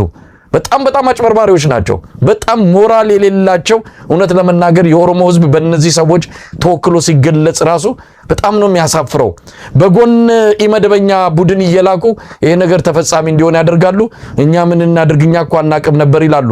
ዛሬ የኦሮሚያ አጠቃላይ ሁኔታ አዲስ አበባ ላይ አርፏል። የመንግስት መስሪያ ቤቶች እኮ የመስሪያ ቤት አድራሻቸው በኦሮምኛ ቋንቋ ጭምር ነው እየተጻፈ ያለው። አንዳንድ ባንኮች እኮ ረሲታቸውና ስሊፓቸው በኦሮምኛ ቋንቋ ጭምር እየተገለጸ ነው። ይሄ አይሁን አይደለም። ከሆነም ግን ተግባብቶ ተስማምቶ በአጠቃላይ የኢትዮጵያ ህዝብ በመከረበት ሁኔታ መሆን ሲገባው ኦህዴድ ብልጽግና ገና ለገና ባንኩንም ታንኩንም ተቆጣጣሪ ያለው ብሎ ሁሉን ነገር እየቀየረ ነው። ይሄን የቀየሩትን ነገር በስፋት ለማድረግና ህጋዊ ልብስ ለማልበስ ካልሆነ በስተቀር ከተጀመረ እኮ ቆይቷል። ሙሉጌታ ፍላጎቱ ነው። ለምሳሌ እኔ አሁን ደስ ብሎኝ ቋንቋው ብማረው ችግር የለውም። በዛ ቋንቋ ብገበያይ ችግር የለውም። በዛ ቋንቋ ሰላምታ ብቀያየር ችግር የለውም። የነሱ ግን አደገኛነቱ የፖለቲካ ፍላጎት ያለው ሌላውንም ኦሮማይዝድ የማድረግ አደገኛ ፕሮጀክት ስለሆነ ለዛም ነው የክላስ ተማሪዎች እኮ ህፃናት እኮ የኦሮምኛ አልዘምርም ትምህርት ቤት አልሄድም ያሉ የቀሩ ተማሪዎች እንዳሉ እናስታውሳለን። በወቅቱ ተቃውሞ ነበር። ይህን ጥያቄ ሲቀርብባቸው አብይ አህመድ ኦሮሞ ጠልነት አለ አዲስ አበባ ውስጥ ብለው ነው የአዲስ አበባን ህዝብ ለማሸማቀቅ ሙከራ ያደረጉት። ይህ ጥያቄ ስለተነሳ ማለት አዲስ አበባ ላይ ከፍተኛ ኦሮሞ ጠል ኃይሎች ኦሮሞን የሚጠሉ ግን ኢትዮጵያ ውስጥ መኖር የሚያስቡ ኢትዮጵያን የሚያስቡ ሰዎች ኦሮምኛ ተዘመረ አሉ።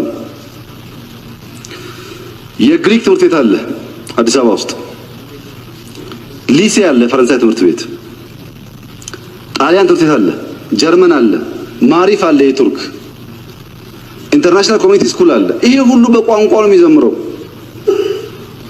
ሊሴ ሲዘምር ያላመመው ኦሮምኛ ሲዘምር የሚያመው ኢትዮጵያዊ ምን ኢትዮጵያ ይባላል? አሁን ኢትዮጵያዊ ነው። በዛ ደረጃ ጥላቻ ጥሩ አይደለም። ኦሮሚያን ለአዲስ አበባ ውሃ ላመጣህም ብለን እየጨውንበት ቆሻሻ ሲደፋበት እያየን እየተቀበልን ኦሮምኛ ስንሰማ እንደዛ የሚጎረብጠን ከሆነ እንዴት በጋራ መኖር ይቻላል? በነገራችን ላይ እነዚህ ሙከራዎች ናቸው መሳይ። አሁን የአዲስ አበባ ህዝብ የሚግባባው በአማርኛ ቋንቋ ነው። ፍርድ ቤትም ሲሄድ የሚዳኘው በአማርኛ ቋንቋ። ነገ ግን ይሄ ዕድል አይኖረውም ነው አዳማ ላይ ያለውን የልደቱ ምሳሌ ያነሳ። አሁን ብልጽግና አዲስ አበባን ጉዳይ በተመለከተ የፌዴራሉና የኦሮሚያ ክልል ዋና መቀመጫ ትሆናለች ብሎ ወስኗል።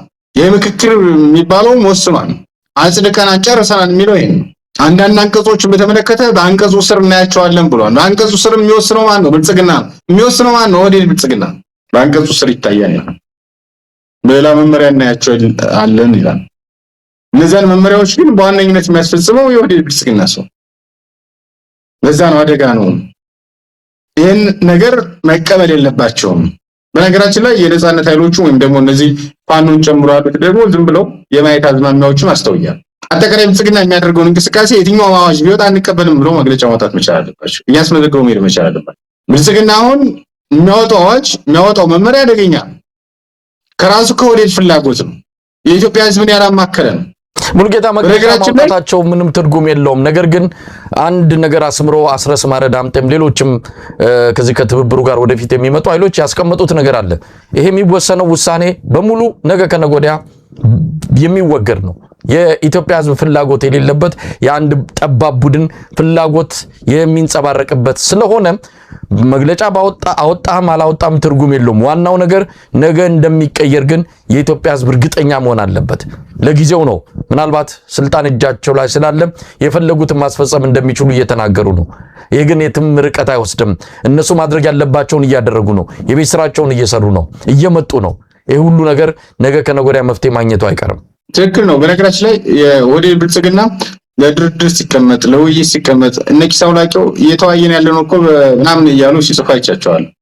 ለድርድር ሲቀመጥ ተደራዳሪዎቹን አንደኛው አሸባሪ ብሎ ፈርጇል። ልክ እንደኔና እናንተ አብዛኛዎቹን እስር ቤት አጉሯል። ለኋላ የምንመለስበት ነው እስረኞች። ከዛ ባለፈ ደግሞ አብዛኛዎቹን ከሀገር እንዲሰደዱ አድርጓል። ወደ ሀገር ቤት ገብተን እንታገል ያሉትን ንደቱ አያሌውን ከኤርፖርት መልሷል። አጠቃላይ በአማራው በኩል ሊቀናቀኑ ይችላሉ፣ የፖለቲካ ጥያቄ ሊያነሱ ይችላሉ ያላቸውን ዶክተር አምባቸው ጀነራል አሳምነው ጽጌ መሰሎቹን ገድሏል። ስለዚህ አሁን ያሉት እነ ተመስገን ጥሩነህ ናቸው፣ እና አረጋ ከበደ ናቸው፣ እና አገኘሁ ተሻገር ናቸው። ስለዚህ እነዚህ ደግሞ አቻ አይደሉም፣ ተላላኪዎች ናቸው። አቻ በሌለበት የፖለቲካ ድርድር የለም። አቻ በሌለበት የፖለቲካ ውይይት የለም። እኔ አልቀበልም ብሎ የታባቱ ሊሄድ ነው። አሁን አረጋ ከበደ ተመስገን ጥሩነህ ማንም ይቀበለዋል? ምክንያቱም አንተ የፖለቲካ ውክልና የለም ተብሎ ከተገፋ ቆይቷል። ይሄን ስለሚያቀኑ አብይ አህመድ ለፖለቲካ ውይይትና ለድርድር በዚህ ሰዓት ያስቀመጣቸው። ለዛ ነው አንዳንድ ጊዜ ሐሳብ ለመስጠትም ለመነጋገርም ፖለቲካ ለማውራት እኛ የሚከብደን አስቸጋሪ የሚያደርገውም ይሄ።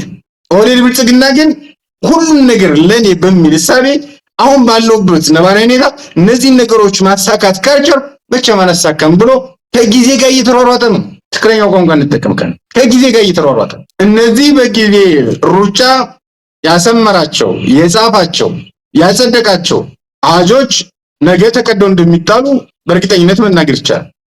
ምክንያቱም ህዝባዊ ውክልና የሌለው ምርጫ በሚል የዳቦ ስም አጭበርብሮ ስልጣን ላይ እየተቀመጠ አማራ ክልል ላይ እኮ 80% ተመርጫለሁ ነው ያለው በዶክመንት ደረጃ ምርጫ ባላካሄደበት ከተማ ማለት ነው።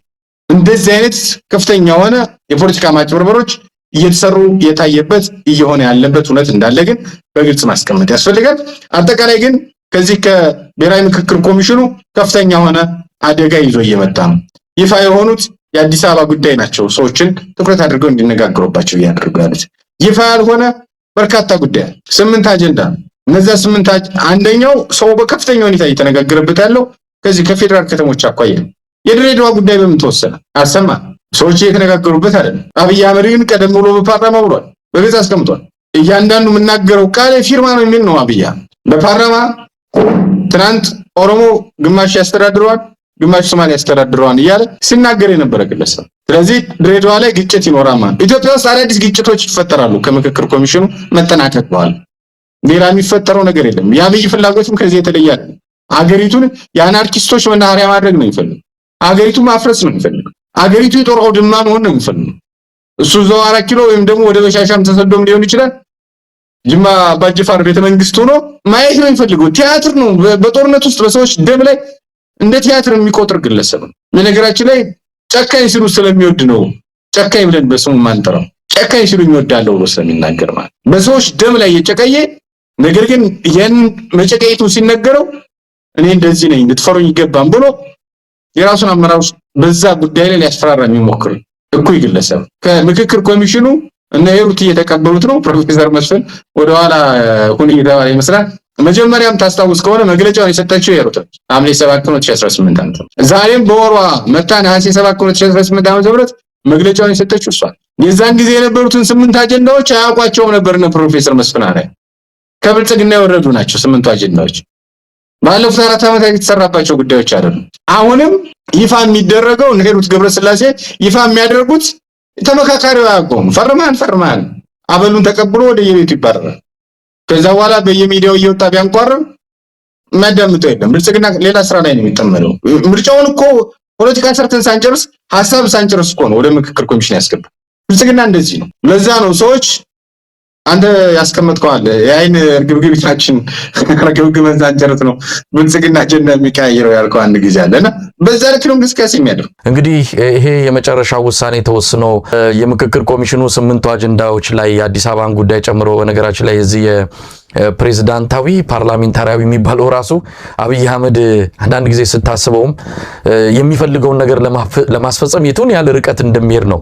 ፕሬዝዳንት ሆኖ መጠራት ነው የሚፈልገው። ይሄን ደግሞ ለምን እንደፈለገ በተደጋጋሚ ገልጸናል። ደቡብ አፍሪካ ሄዶ ኬንያ ሄዶ ጠቅላይ ሚኒስትር ስለሆነ ከኋላ ወንበር ላይ የተቀመጠበት ፕሬዝዳንት የሚለው ርዕሰ ብሔር ስለሆነ ሳለ ወርቅ ዘውዴ ከፊት የተቀመጡበት ሁኔታ በጣም ሞራሉን ስለነካው ፕሬዝዳንት የሚለው መጠሪያ ስለሚፈልገው በዚህ በምክክር ኮሚሽኑ አማካይነት እቺ ነገር እንድትገባለት ፈለገ። ያው የፈለገውን ነገር እንዲሆን እያደረገን ያለው እሱን ጨምሮ 8 አጀንዳዎች ፊርማቸው ተፈርመው ሊጸድቁ እንደሆነ እየሰማን ነው። ይሄ መጽደቅ ማለት ለተመልካቾች ግልጽ ለማድረግ ያህል ምክክር ኮሚሽኑ የውሳኔ ሐሳብ እንጂ የሚያቀርበው ውሳኔ አይወስንም። በአዋጅ ሲቋቋምም የተሰጠው ስልጣን ሐሳቦችን ሰብስቦ የውሳኔ ሐሳብ ለሕዝብ ተወካዮች ምክር ቤት፣ ለሚኒስትሮች ምክር ቤትና ለሕግ አካላት የማቅረብ ነው። ከዛ ያለፈ ስልጣን የለውም። ወደደም ተጠላ መጨረሻ ላይ የሚመጣው አብይ አህመድ ጠረጴዛ ላይ ነው።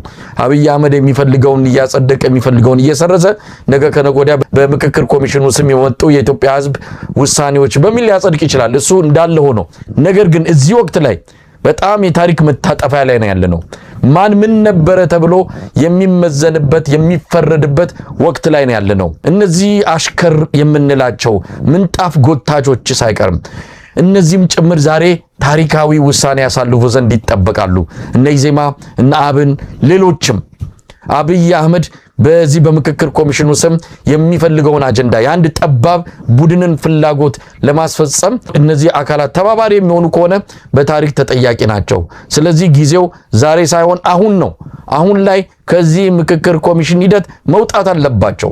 በእነሱ ስም እነሱም ተሳትፈዋል ተብሎ እየተነገረ ነው። በቅርቡ የምክክር ኮሚሽኑ መረጃ እንደሚያሳየው 480 ምናምን ጋዜጠኛ ከ60 ምናምን በላይ ፖለቲካ ፓርቲዎች የተሳተፉበት እየተባለ የኢትዮጵያ መልክ ለማስያዝ ከኦህዴድ ብልጽግና ውጪ ሌሎችም የመከሩበትና የወሰኑበት ለማድረግ እየተሞከረ ነው። ስለዚህ ዛሬ ውሳኔ ይጠበቃል። እነ ፕሮፌሰር ብርሃኑ ነጋ እነ ኢዜማዎች ማለት ነው በአጠቃላይ አብኖችም ጭምር በዚህ ወቅት ላይ የአሽከርነት ካባቸውን አውልቀው እውነተኛ መልካቸውን ይዘው የሚመጡ ከሆነ ነገ ከታሪክ ተጠያቂነት ያመልጣሉ። ለማንኛውም ጊዜው ሳይረፍድ በቶሎ ውሳኔያቸው ይጠበቃል። አብይ አህመድ ቆርጦ ተነስቷል። አብይ አህመድ ግልጽ እንዲያደርግም የኢትዮጵያ ሕዝብ መጠየቅ አለበት። የማን መሪ ነህ? የኢትዮጵያ መሪ ወይስ የአንድ ጠባብ የወዴድ ብልጽግና መሪ? ይህንን ለኢትዮጵያ ሕዝብ እንዲገልጽ የኢትዮጵያ ሕዝብ ጫና መፍጠር ድምጹን ማሰማት አለበት። ይህ ግለሰብ የኢትዮጵያ መሪ መሆን አቅቶታል። እንዳቃተው ግን በአደባባይ መናገር አለበት። የኢትዮጵያ ሕዝብ ይህን ይጠይቅ ዘንድ ምናልባትም ጊዜው አሁን ነው። ትክክል ነው። ቅድም ከአዲስ አበባ ማኳያ በግልጽም ያነሳ ነው። የአዲስ አበባ ሕዝብ በአስተርጓሚ ከመገበያየት በፊት ነገሮችን ቀድሞ የመወሰን ታሪካዊ ኃላፊነት አለ። የትኛውም ስግብግብ አገዛዝ፣ የትኛውም ከሕዝብ የተለየ ፍላጎት የሚያራምድ የፖለቲካ መዋቅር ህዝቡ ያመጸለት እድሜ አይኖረውም። ስለዚህ ትክክል አለመሆኑን በአደባባይ መውገዝ ያስፈልጋል። በአደባባይ መናገር ያስፈልጋል። ዘመኑ የቴክኖሎጂ ትክክል አለመሆኑ ወጣቶች መናገር መቻል አለባቸው። እና አብይ አህመድ እየወሰኑ ያሉት በእናንተ እድሜ ነው። እና አብይ አህመድ እየወሰኑ ያሉት በእኛ እድሜ። እና አብይ አህመድ ማን ይኖርበት ከተማ ነው እየፈጠረ ያለው። ስለዚህ በትክክል መወሰን የሚቻልበት ጊዜ አለ። እናት ፓርቲ የያዘው አቋም ጥሩ ነው መሳይ። ሌሎቹን እንኳን እንተዋቸው። ኢዜማንም በለው ከህዝብ ጋር ፉክክር የያዘ ከህዝብ ጋር በጥላቻ የሰከረ ባለፈው ከምክክር ኮሚሽኑ ጋር በተያያዘ አንድ ጽሑፍ አጋርተው ነበር። ማለት ፖለቲካ የሚገባው ሰው አንድ ህዝብ እንደማይኖር ይታወቃል። አንድ ሃይማኖት እንደማይኖር ይታወቃል። አንድ ቋንቋ እንደማይኖር ይታወቃል። በማህበራዊ ገጻቸው ግን ምክክር ማለት አንድ ብሔር ብቻ የማይነግስባት፣ አንድ ቋንቋ ብቻ የማይነግስባት፣ አንድ ሃይማኖት ብቻ የማይኖርባት ነው የሚል ጽሑፍ በኢዜማ ሎጎ አድርገው በዋና ገጻቸው አጋርተው ታየ። ይሄ ከህዝብ ጋር ፉክክር፣ ይሄ ከህዝብ ጋር ብሽሽቅ ነው። እንደዚህ የሚልም ህዝብ የለም። የትኛውም ቦታ እስላሙም ክርስቲያኑ ሌላውም ማህበረሰብ ተዋዶና ተከባብሮ የሚኖርበት የኢትዮጵያ ምድር ነው ያለው። እንደዚህ የሚል ሐሳብ ያለው የለም በኢትዮጵያ ምድር። አንድ ህዝብ፣ አንድ ሃይማኖት፣ አንድ ቋንቋ የሚል የለም። ይሄን ሐሳብ ሳይቀር በማህበራዊ ትስስር ገጻቸው በኢዜማ ኦፊሻል ገጽ የደቀቀ እነ ብርሃኑ ነጋም ሆነ ሌላው አደረጃጀት ይሄን ብሔራዊ ምክክር ኮሚሽን ተቃውሞ ይወጣል ማለት አይቻልም። ሌላኛው የአብን አመራሮች በዚህ ጉዳይ ላይ ተጠብቃቸው በቀደም እንደው ደሞዝ ማስጨመሪያ ካልሆነ በስተቀር ይሄን ጉዳይ ተቃውሞ የሚወጡበት እድል የላቸውም። አብዛኛዎቹ የቁስ ሰቀቀናሞች ናቸው።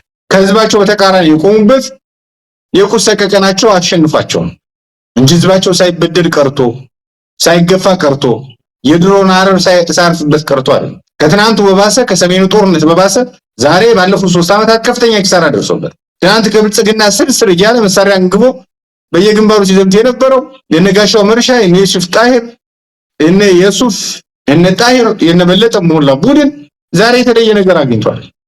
አማራ ህዝብ እነሱ የተለየ ነገር ስላገኙ የአማራ ህዝብ ቢገደል ቢጨበጨብ ሁሉን ነገር ቢያዳ የሚያሳስባቸው ጉዳይ አይደለም። ስለዚህ ከአብን የሚጠብቀው ነገር የበቀደሙ ከተመለኪያ ደሞዝ ማስጨመሪያ አንዳንዶች ሲጋሩ ታይተዋል። አልጋሩም። ምክንያቱም ልጆቹ ሰቀቀናሞች ናቸው። አብይ አህመድ ነገ ከሚሰጣቸው ደሞዝና ከቤት ኪራይ ከሰጣቸው ቤት ውጡ ቢላቸው ጎዳና እንደሚወድቁ እርግጠኞች ናቸው። በዛ ልክ የሚኖሩ ግለሰቦች ናቸው። ምናጋቸው ናቸው። ሚስት ያገቡት እንኳን አብይ አህመድ ስልጣን ከሰጣቸው፣ ሹመት ከሰጣቸው፣ ኃላፊነት ከሰጣቸው አንዳንዶች ትዳር ተፋተው የነበሩት እንደ አዲስ ትዳር ለመያዝ ሙከራ ያደረጉት አብይ አህመድ ስልጣን ከሰጣቸው፣ ሹመት ከሰጣቸው በኋላ ማንን ክደው? አማራውን ክደው ማለት።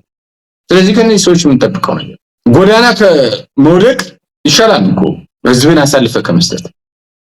ቢያንስ ያነሳ አይጠፋም። ቢያንስ እንኳን አእምሮ ነፃ። እነዚህ ሰዎች ግን ትዳር የሚያዙት ተፋተው የነበሩትም የተጋቡት በአብይ አህመድ። ስለዚህ አብይ አህመድ ሺህ ዓመት ይንገስ እያሉ እንደና አበባው ታደሰ እንደና ማጫ ደበሌ አገልጋይ ሆነው ስለ ባሪያ ሆነው ነው የሚኖሩት። አብይ አህመድ እስካለ ድረስ ግን ጊዜ የለውም። የእነሱም ጊዜ አጭር ነው፣ የአብይ አህመድም ጊዜ አጭር ነው። ሌላው ህዝብ ግን እየሆነ ያለው በተጨባጭ ተረድቶ በሚችለው አቅም ሁሉ ወደ ብልጽግና ተጠሩ መወሮ ነው ይችላል ለመጣ። ከነዚህ ፓርቲዎች ግን የምንጠብቀው ምንም አይነት ነገር በህዝብ ቁስል ላይ እኮ የሚቀልዱ ናቸው። በህዝብ ቁስል ላይ እኮ እንጨት የሚሰዱ ናቸው። ትክክል አይደለም ምርጫ ብለን ስንናገር እኮ ይዘው ወጡትን አይተዋን አይደል?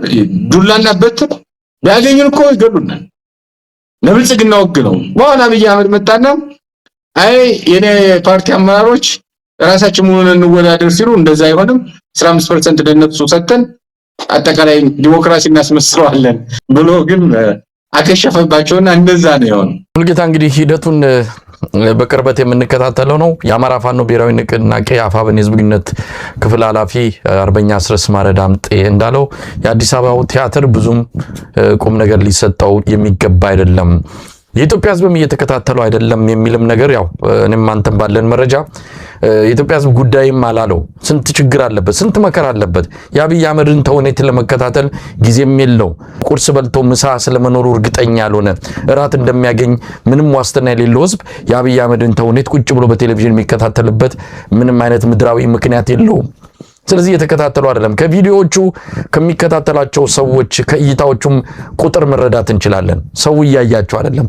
እኔ አንተን ለተለየ ካለው ሁኔታም አንፃር እንደ ሚዲያ ባለሙያም ስለምንከታተለው እንጂ የኢትዮጵያ ህዝብ ይህን ጉዳይ ጆሮ ዳባ ልበስ ብሎ እያየው አይደለም።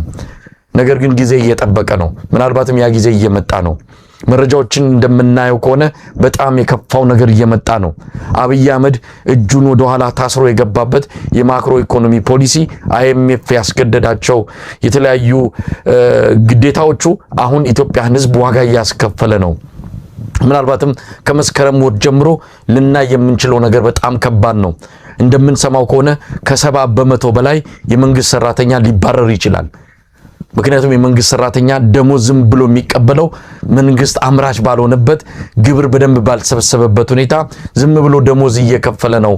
ይሄ ኪሳራ ስለሆነ ሰራተኛ ቀንስ የሚል አስገዳጅ ሁኔታ ከአይኤምኤፍ መጥቶበታል። ስለዚህ 70% የሚሆነው የመንግስት የስራ ኃይል ሊቀነስ ይችላል። የኢትዮጵያ ውስጥ ዋና ቀጣሪ መንግስት ነው። መንግስት የሚያባርር ከሆነ የኢትዮጵያ ህዝብ በሙሉ ስራ አጥ የሚሆንበት ሁኔታ ከፊታችን መጥቷል። ስለዚህ የህዝብ አመጽ ሁሉ ሊመጣ ይችላል። እነ ፋኖ በእነ ህወሓት ሌሎችም በህብረት ውስጥ ያሉ በትብብር ውስጥ ያሉ ኃይሎች ምናልባትም ወደ አዲስ አበባ ከመድረሳቸው በፊት የህዝብ ኃይል የህዝብን ቢተኝነት ይህንን ስርዓት ገንድሶ ሊጥሎ ይችላል። አብይ አህመድ ከምንም በላይ የፈራው ይህንን ነው። ወዶ አይደለም፣ እጁ ታስሯል። ምንም ማድረግ በማይችልበት ሁኔታ ውስጥ ነው ያለው። ስለዚህ ይሄ ምክክር፣ ፉክክር፣ ግርግር፣ ምርጫ፣ ቅርጫ የሚባለውን ነገር ዝም ብሎ የአብይ አህመድ ማጫወቻ ይሄ ለህፃናት ምንድነው እንደ እንጀራ እናት አፍ ውስጥ እንደሚከተተው አይነት ዝም ብሎ የእንጀራ እናት አይነት ጨዋታ ነው አብይ አህመድ እየተጫወተ ያለው። ወይም ዶክተር ዮናስ ብሩ እንዳለው ደረቅ ጡጦ ነው እየተጋቱ ያሉት። እሱን ወደፊት በግልጽ የምናየው በሂደትም የምናየው ይሆናል። ወደ እስረኞቹ ጉዳይ እንምጣ። ሙሉጌታ አብይ አህመድ ያበጠውን ኢጎ እየሞረደ ነው ያለው። የሱ ኢጎ እውነት ለመናገር ከሀገር በላይ ሆኖበታል። ለሱ ኢጎ ሲባል የኢትዮጵያ ህዝብ የትኛውንም ዋጋ እንዲከፍል ፈርዶበታል።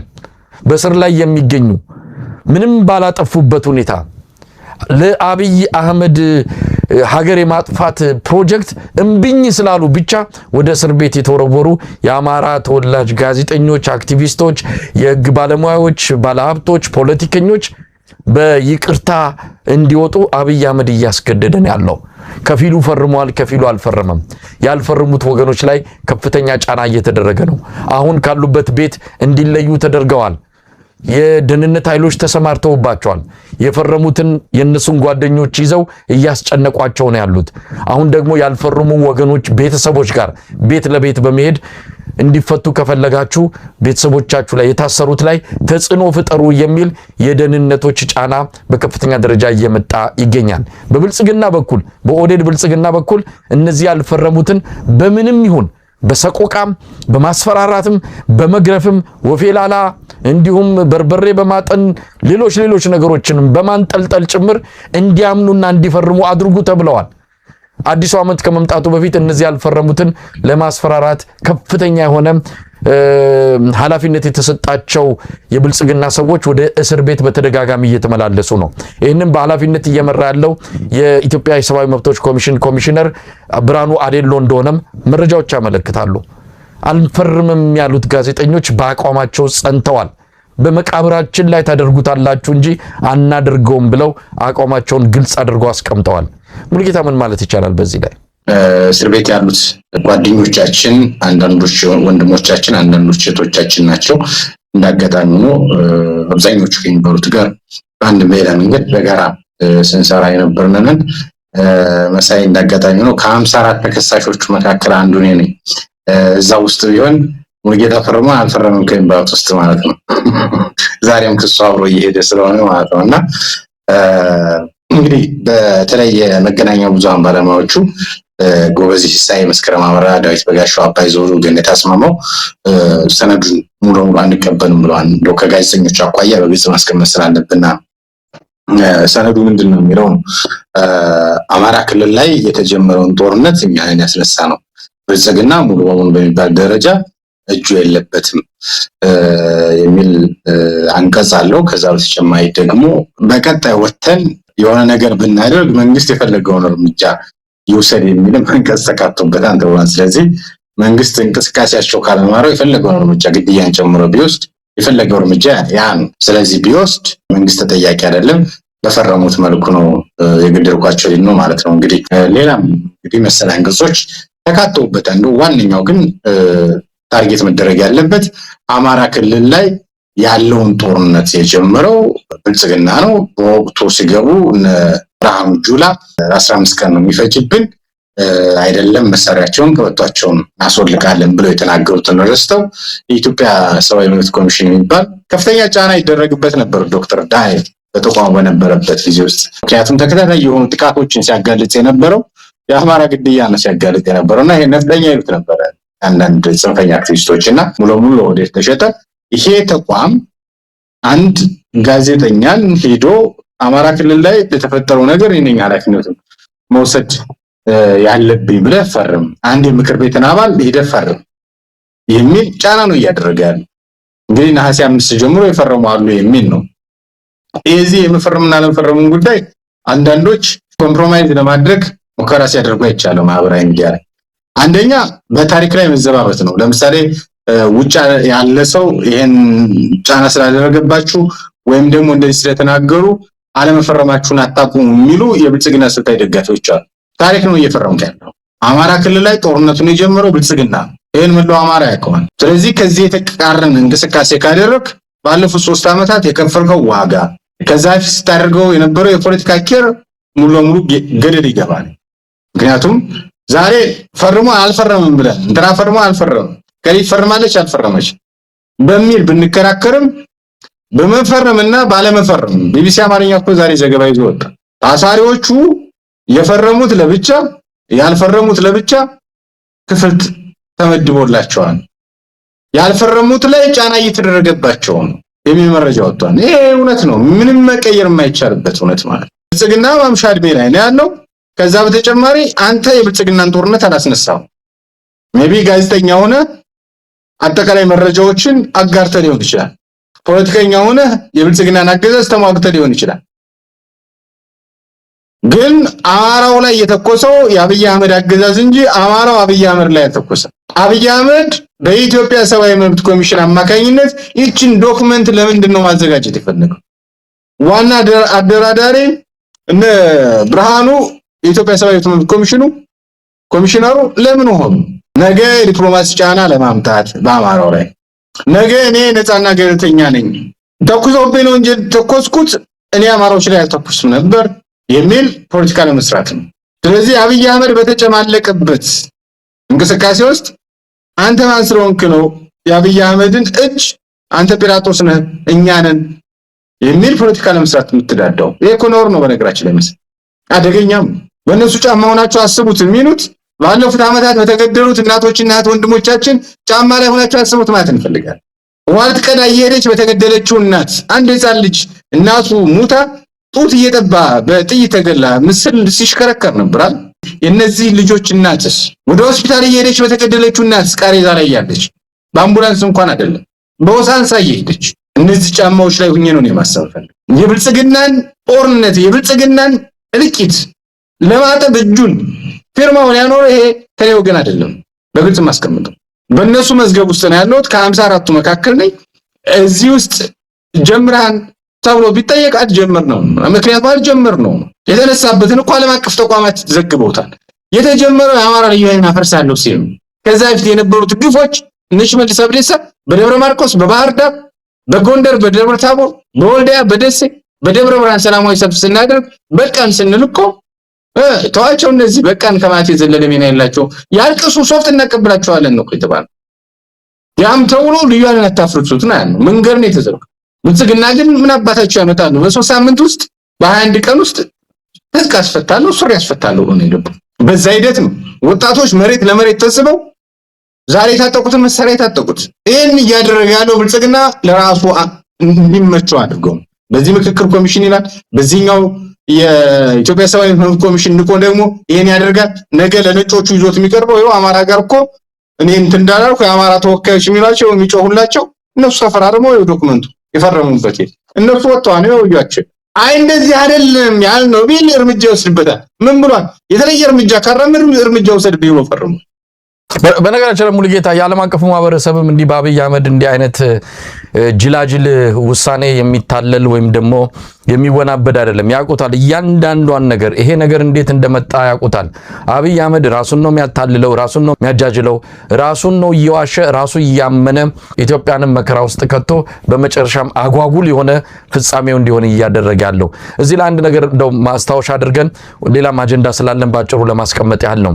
ይሄ የሚፈርሙት ወገኖች ሊፈርሙ የሚችሉትም ካሉ አሁን አብይ አህመድ መከፋፈልን የፈለገው በፈራሚዎች ባልፈረሙት መሃል ፍጥጫ እንዲፈጠር ነው የተፈለገው። ሆነም ቀረም ፈረሙም አልፈረሙም የአማራ ህዝብ ትግል የኢትዮጵያ ህዝብ ትግል እነዚህ ሰዎች እስር ቤት የገቡት ዓላማ ምንድነው የሚለው ነው የሚመለከተው። እስር ቤት የገቡት ለምንድን ነው? የዓላማ ከዳር እስካልደረሰ ድረስ ከስር ቢለቀቁም ባይለቀቁም የሚመጣ ለውጥ የለም። አብይ አህመድ የተለመደውን የኢህአዲግ ተመሳሳይ አሰልቺ የሆነ ተውኔት ነው የሚጫወተው። ኢህአዲግስ ምናልባት ዘመኑ ያኔ ነው። አሁን ዘመኑ ተቀይሯል። ዘመን ሲቀየር ግን መቀየር ያልቻለው አብይ አህመድ ነው። አሁንም እዛው ላይ ሚንደፋደፍና ሚርመጠመጥ ሆኖ ሀገሪቱን ሌላ መከራ እየጠራ ያለ ግለሰብ ነው። ስለዚህ ምንም የሚመጣ ነገር የለም። ይፈርመው የሚወጡትም ካሉ እውነት ለመናገር በራሳቸው የሊና ሚዛን ውስጥ ራሳቸውን አስቀምጠው ራሳቸውን የሚበይኑበት ሁኔታ ለነሱ እንተዋለን። ግን አንፈርድባቸውም። በእነሱ ጫማ ውስጥም ሆነ የምናያቸው ብዙ ነገሮች አሉ። ግን የሚመጣ ነገር የለም። የኢትዮጵያ ህዝብ በሙሉ እኮ እስር ቤት ነው ያለው። እነዚህ ምናልባት በተወሰነ የሆነ አካባቢ ታስረው ሊሆን ይችላል። በትልቁ እስር ቤት ውስጥ እኮ የሚገኘው የኢትዮጵያ ህዝብ ነው። ስለዚህ ምናልባት ይሄንንም ነገር አብይ አህመድ በፈለገው መልኩ ሊጠናቀቅ አይችልም። ይሄን ነገር በደንብ አስምሮ መሄድ ያስፈልጋል። ፈረሙም አልፈረሙም የኢትዮጵያ ህዝብ የአማራ ህዝብ የጀመረውን ትግል አንዲት ስንዝር ወደኋላ ፈቅ የሚያደርግ ነገር የለም። ያ መሳይ እዚህ ላይ እንትን ማለት እንፈልገው ጫና እንዳለባቸው ቤተሰቦቻቸው በምን ህይወት ውስጥ እንደሚኖሩ አብዛኛዎቹ እንረዳቸዋለን። እኔም እረዳለሁ። ዝም ብሎ መረዳት ሳይሆን በተግባር ማቀው እውነት ነውና ግን ከዚህ ለምሳሌ እነሱ ፈርመው ወጡ አልወጡ በፋኖ ትግል ውስጥ የሚያመጡት ጫና የለም። በነገራችን ላይ አብይ አህመድም ፋኖ ነው የጀመረው እንትና ነው የጀመረው ቢባል ከዚህ በኋላ የሚመጣ ለውጥ እንደሌለ ይታወቃል። የብልጽግና አገዛዝ እስካልተወገደ ድረስ በጀማሪውና ተጀማሪው መካከል የዛን ያለ ልዩነት አይኖርም። ነገር ግን ከታሪክ አኳያ ከራሳቸው ማኳያ መጠንቀቅ ያለባቸው በጣም አብረው የታሰሯቸው አንፈርምም ያሉትን ጫና እንዲደረግባቸው የማደረጉ ነው የሚል መረጃ ቢወጣ ይገኛል። አሁን እዚህ ጋር በግልጽ ማስቀመጥ ፈልገው ቅድም ጋዜጠኞቹ እንዳልፈረሙ አረጋግጫለሁ። ሌላ ማንፈረም አንፈረም የሚለው በተጨባጭ መረጃዎች አላረጋገጠም። ይሄን በግልጽ ማስቀመጥ ያስፈልጋል። እንትና የፈረመው እንትና ያልፈረመው የሚል ክርክር ውስጥ መግባት አልፈልግም። ነገር ግን ትክክል አለመሆኑን ግን በግልጽ ማስቀመጥ ያስፈልጋል። ትክክል ያልሆነው አንደኛ ነገ አደጋ የሚደርስባቸው ነው። ሁለተኛ የአማራ ህዝብ እንደ ህዝብ የገጠመውን አገዛዝ እውቅና እንደመስጠትም ጭምር ነው። እንዴት ኮምፕሮማይዝ ማድረግ እንደሚቻል አላውቅም። ይሄን ጉዳይ ጌታ ስሜትንም አቋምን በደንብ እረዳለሁ። ካንተ የተለየ ሐሳብ ኖሮኝ አይደለም። ግን አንዳንድ ጊዜ በመጽሐፍ ቅዱስ ውስጥም ያለ ነገር አለ፣ መሐሉ አይነገርም የሚባል መሐሉ። አንዳንድ ጊዜ ንጉስ ዳዊትም አትብላ የተባለውን የካህን እንጀራ በልቷል። አንዳንድ ወጀብ ውስጥ ያለ ወደ ዳር ለመውጣት የሚፈልግ ማህበረሰብ ወዲህ ወዲያ ሊላጋ ይችላል። ይሄ ሲባል አጭበርባሪዎች ለራሳቸው ጥቅም ሲሉ የህዝብን ፍላጎት በራሳቸው ጫማ ውስጥ እየለኩ ያሉትን አይመለከትም። ነገር ግን ምን እስኪያልፍ ድረስ በብልጠት ነገሮችን ለማለፍ የሚፈልጉ ዋናው ታርጌታቸው ዋና መጨረሻ ግባቸው ግን የራሳቸው ጥቅም ሳይሆን የህዝብ ጥቅም ነው። እነሱን እድል ልንሰጣቸው እንችላለን።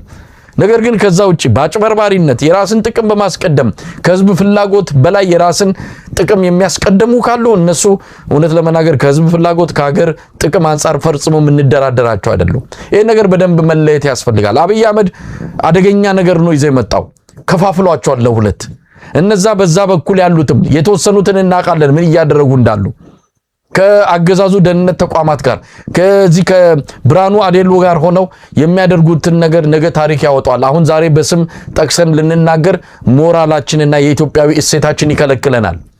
ግን ደግሞ በማይፈልጉት ሁኔታ በጣም ቅርቃር ውስጥ ገብተው ነገ ከነገ ወዲያ በሚፈጠረው ሁኔታ ህሊናቸው እንዳይወቅሳቸው ነገር ግን ይህን ጊዜ እንለፍ ብለው የማይፈልጉትን ነገር ያደረጉ ሊኖሩ ይችላሉ። ይህም በደንብ በሰፊ ልብ ልንመለከተው ይገባል። ለአብይ አህመድ ዱላ ማቀበል የለብንም። እሱ የፈለገው ይህንን ነው፣ እንድንከፋፈል። አሁን ይህንን አጀንዳ አምጥቶ የፈረሙ ያልፈረሙ በሚል ሌላ ግርግርና ሌላ አጀንዳ መፍጠር ነው የፈለገው። በዛ ወጥመድ ውስጥ መግባት የለብንም። ያንን ነገር ወደ ጎን አድርገን ትልቁን ምስል ነው ማየት ያለብን። ፋኖዎች እንዳሉት ይሄ ሁሉ በቅርቡ መቋጫ ያገኛል። የሁሉ ነገር የኢትዮጵያ ችግር፣ የኢትዮጵያ ስቃይ፣ የኢትዮጵያ መከራ በቅርቡ መቋጫ የሚያገኝ መሆኑን ታሳቢ አድርገን ለሰፊው ዓላማና ለትልቁ ግብ ሁላችንም በአንድነት መቆም ነው የሚገባን። አብይ አህመድ ምንም የሚያመጣው ነገር የለም። የታሰሩት የፈረሙትም ሆነ ያልፈረሙት የኢትዮጵያ ልጆች ናቸው። የገቡበትን መከራ እናውቀዋለን። ስለዚህ በዚህ አይነት መልኩ ይህንን አጀንዳ መዝጋቱ የበለጠ የሚጠቅም ነው። ለአብይ አህመድ መርዛማ አካሄድ እንዲህ አይነቱ ማርከሻ ከምንም በላይ ተመራጭ ነው። ሙሉጌታ ትክክል።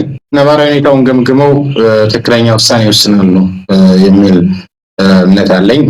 ቤተሰቦቻቸውም ይህን ፕሮግራም እንደሚከታተሉ አምናለሁ። ስለዚህ ትክክለኛው ውሳኔ የትኛው ነው? ከፍተኛ የሆነ ጫና ቤተሰቦቻቸው ያለ እርዳታም አንዳንዶች ጎዳና መውጣት ሊሆን ይችላል። እነዚህ አይነት ጫናዎች እንደሚኖሩ ይታወቃል። አይረዳዳም።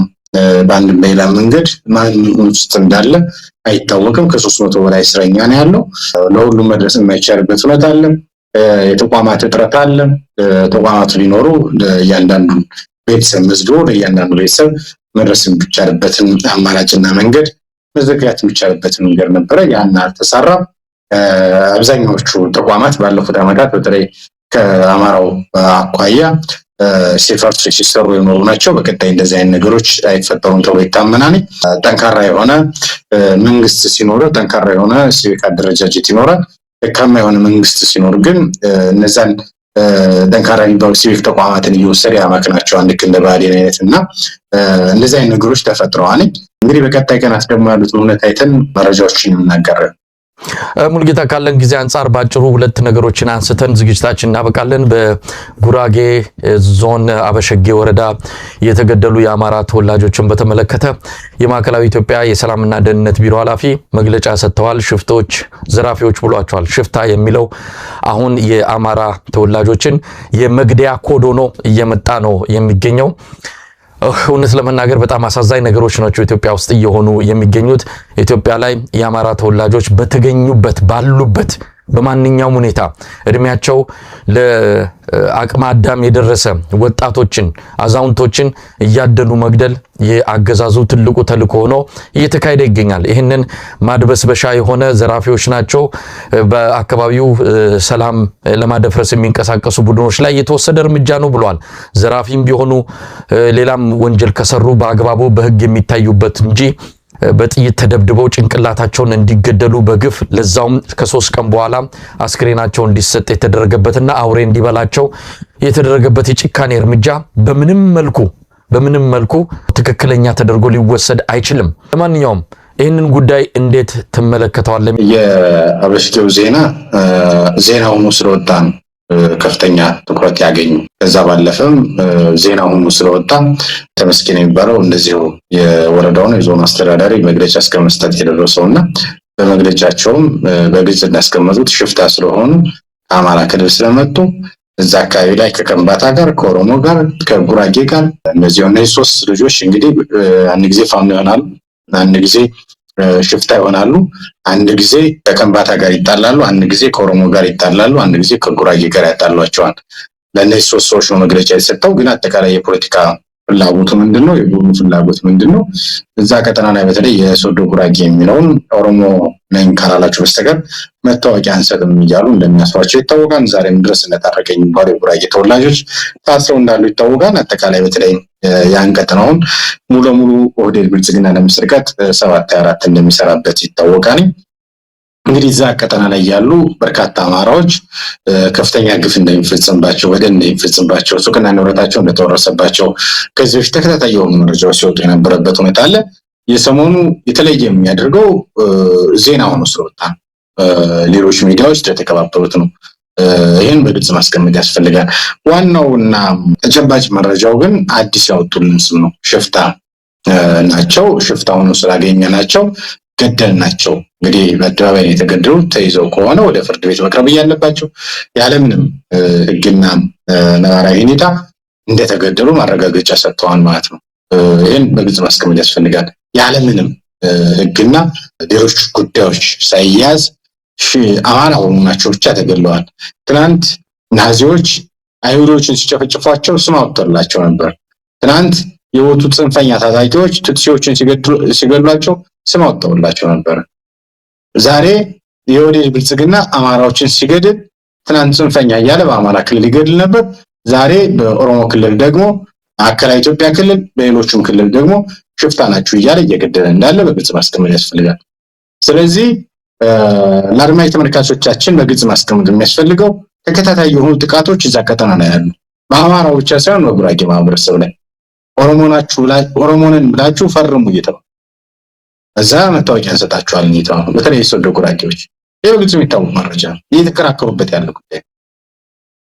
ጉራጌ እኮ ክልልነት ከጠየቀ ቆይቷናል። ጉራጌን ግን 7 ቤት ጉራጌ ብሎ በ7 ቤት ለመክፈል በከፍተኛ ሁኔታ ነው ብልጽግና የሚሰራው። ከዛች ከተከፋፈሉት መካከል ለኦህዴድ ትንሽ የድርሻ እና መሬት ካገኘው ወለ ይሄን የሚሰሩት እነሱ መልስ አብዲሳ ናቸው። ከ50 ዓመት በፊት የኦሮሞ ግዛት ነበር ነው የሚሉት ጉራጌ። ልክ እንደ አዲስ አበባ እንዲያደርጉት ያለው እውነት ይሄ ነው። እዛ አካባቢ ላይ ተከባብሮና ተዋዶ የሚኖረው አማራውና ጉራጌውን ለማጣላት ያልፈነቀሉት ድንጋይ። አሁን ደግሞ አዲስ ጽንፈኛ የሆኑ የከምባታ ብሔርተኞች አማራውን በከፍተኛ ሁኔታ ለማረድ እየተዘጋጁ እንዳሉ እየሰማን እንገኛለን። ትክክል አይደለም። ይሄ ህዝብ ምንም አላደረጋቸው። ዛሬ ተሳዳጅ፣ ዛሬ ተቅበዝባዥ ያደረጉት ህዝብ ትክክል አይደለም። ትናንት አብሯቸው የኖረ ህዝብ ነው። ይሄን በግልጽ ማስቀመጥ ያስፈልጋል። ስለዚህ አዲስ ነገር አይደለም። የተለማመድነው ሞት ነው። ዜና ሆኖ ስለወጣ ነው የሚለውን ግን አስምሬ መናገር ፈልጋለሁ። ሌሎች ቦታዎች ያላችሁ ባለፈው በግልጽ አስቀምጠናል። እነ ባጫ ደበሌ በግልጽ አስቀምጠውታል። እንተላለቃለን ብለዋል። ይሄ የመተላለቁ ቅድመ እንቅስቃሴዎች ናቸው። እንተላለቃለን፣ ፋኖ አይገባም፣ ቤተ መንግስት ብንሰጣቸው አይገቡም ሲሉት የነበሩት እነ ባጫ ደበሌ እንደዚህ አይነት ግድያ ነው የሚፈጽሙ። መከላከያ ነው እየገደለ ያለ፣ አጠቃላይ ብልጽግና መዋቅር ነው እየገደለ ያለ። አዛ አንድ ካሱ የሚባል ፎቶ አውጥተው ይሄ ነው እንደዚህ ያደረገው ምናምን ይፈልጋሉ። መዋቅሩ ነው እኛ እየገደለን ያለን። ግለሰብ አይደለም እየገደልን ግለሰብ እንኳን ቢገድለው ሙሉጌታ እሱ ላይ በደንብ ጥንቃቄ ማድረግ ያስፈልጋል። ማህበራዊ ሚዲያ ላይም እንዲሁ በስፋት ሰዎች ሲቀባበሉት እያየው ነው። አንድን ግለሰብ አንድ ሳጅንን አውጥተው ገዳዩ እሱ ነው የሚል የጦስ ዶሮ እየፈለጉ ነው ያሉት። እንዳልከው በመዋቅር ነው። አብይ አህመድ ከ3 ዓመት በፊት የኦርቶዶክስ ቤተክርስቲያን ላይ የጀመረውን ዘመቻ በተመለከተ በሰጠው መግለጫ ላይ የኛ ከቀይ ሽብርም ይብሳል ብሏል። በስልጣናችን ላይ ከመጣችሁ የኛ ይብሳል በ10 እጥፍ ነው የምንመልሰው ብሏልና ሰው መግደል ኢህአፓ ሞከረው እኮ ደርግ ላይ አልሰራም። የኛ ግን ይብሳል። የኛ ይብሳል በብዙ ቁጥር ተባስቶ ነው ምላሽ የሚሰጠው። ጥሩ ስለማይሆን 10 ጊዜ ቆሞ ማሰብ ጥሩ ነው። ያንን ነው ተግባራዊ እየተደረገ ያለው። በስልጣኑ ላይ የመጣ በአገዛዙ ላይ የመጣ ኃይል አለ። ስለዚህ 10 እጥፍ አድርጎ ከቀይ ሽብር በከፋ መልኩ እየመጣ ነው ያለው። ስለዚህ ይሄ መንግስታዊ መዋቅርን ተከትሎ የሚደረግ ነው። አንድ ግለሰብን ፎቶውን እያወጡ ያ ግለሰብ ምናልባት አስፈጻሚ ሊሆን ይችላል፣ የምናውቀው ነገር የለም፣ ተጠያቂም ሊሆን ይችላል። ትልቁን ነገር ግን ለመሸፋፈን የሚደረገውን ነገር ህዝቡም በመጣው ነገር ሁሉ በመጣው ጅረት ሁሉ መወሰድ የለበትም። ሆን ብለው የሚያደርጉት አንድን ግለሰብ ሳጅን ነው መሰለኝ እሱን አውጥቶ ፎቶግራፉን እሱ ነው የገደለው እሱ ተጠያቂ ነው ብለው እንደሚችሉ ምንም ጥርጥር የለውም። ተውኔት ነው። ስለዚህ ይህንንም ነገር በደንብ በንቃት ሰው መከታተል አለበትና ካነሳው አይቀር በደንብ እዚህ ጉዳይ ላይ ትኩረት እንዲደረግ ነው ጣልቃ የገባሁት ሙሉጌታ። እኔም ያልኩት እሱ ነው። አጠቃላይ ግለሰቦችን ታርጌት አድርጎ ብልጽግና ይሰጠናል በቃ ፍትህ አገኘን ብለን ዝም የምንለው ጉዳይ አይደለም። ነገ በተመሳሳይ ሌሎች ቦታዎች ላይ ይደገማል። የገደለ ያለው ብልጽግና መዋቅር ነው። ስለዚህ የምንታገለው ብልጽግና ነው። ግለሰብ ጋር ታግለው ውጤት አታመጣም። ግለሰብ ይታሰራል፣ ይፈታል፣ ሟች ነው፣ ፈራሽ ነው። ብልጽግና ግን አጠቃላይ የገነገነ ስርዓት ነው። አምባገነን ስርዓት ነው።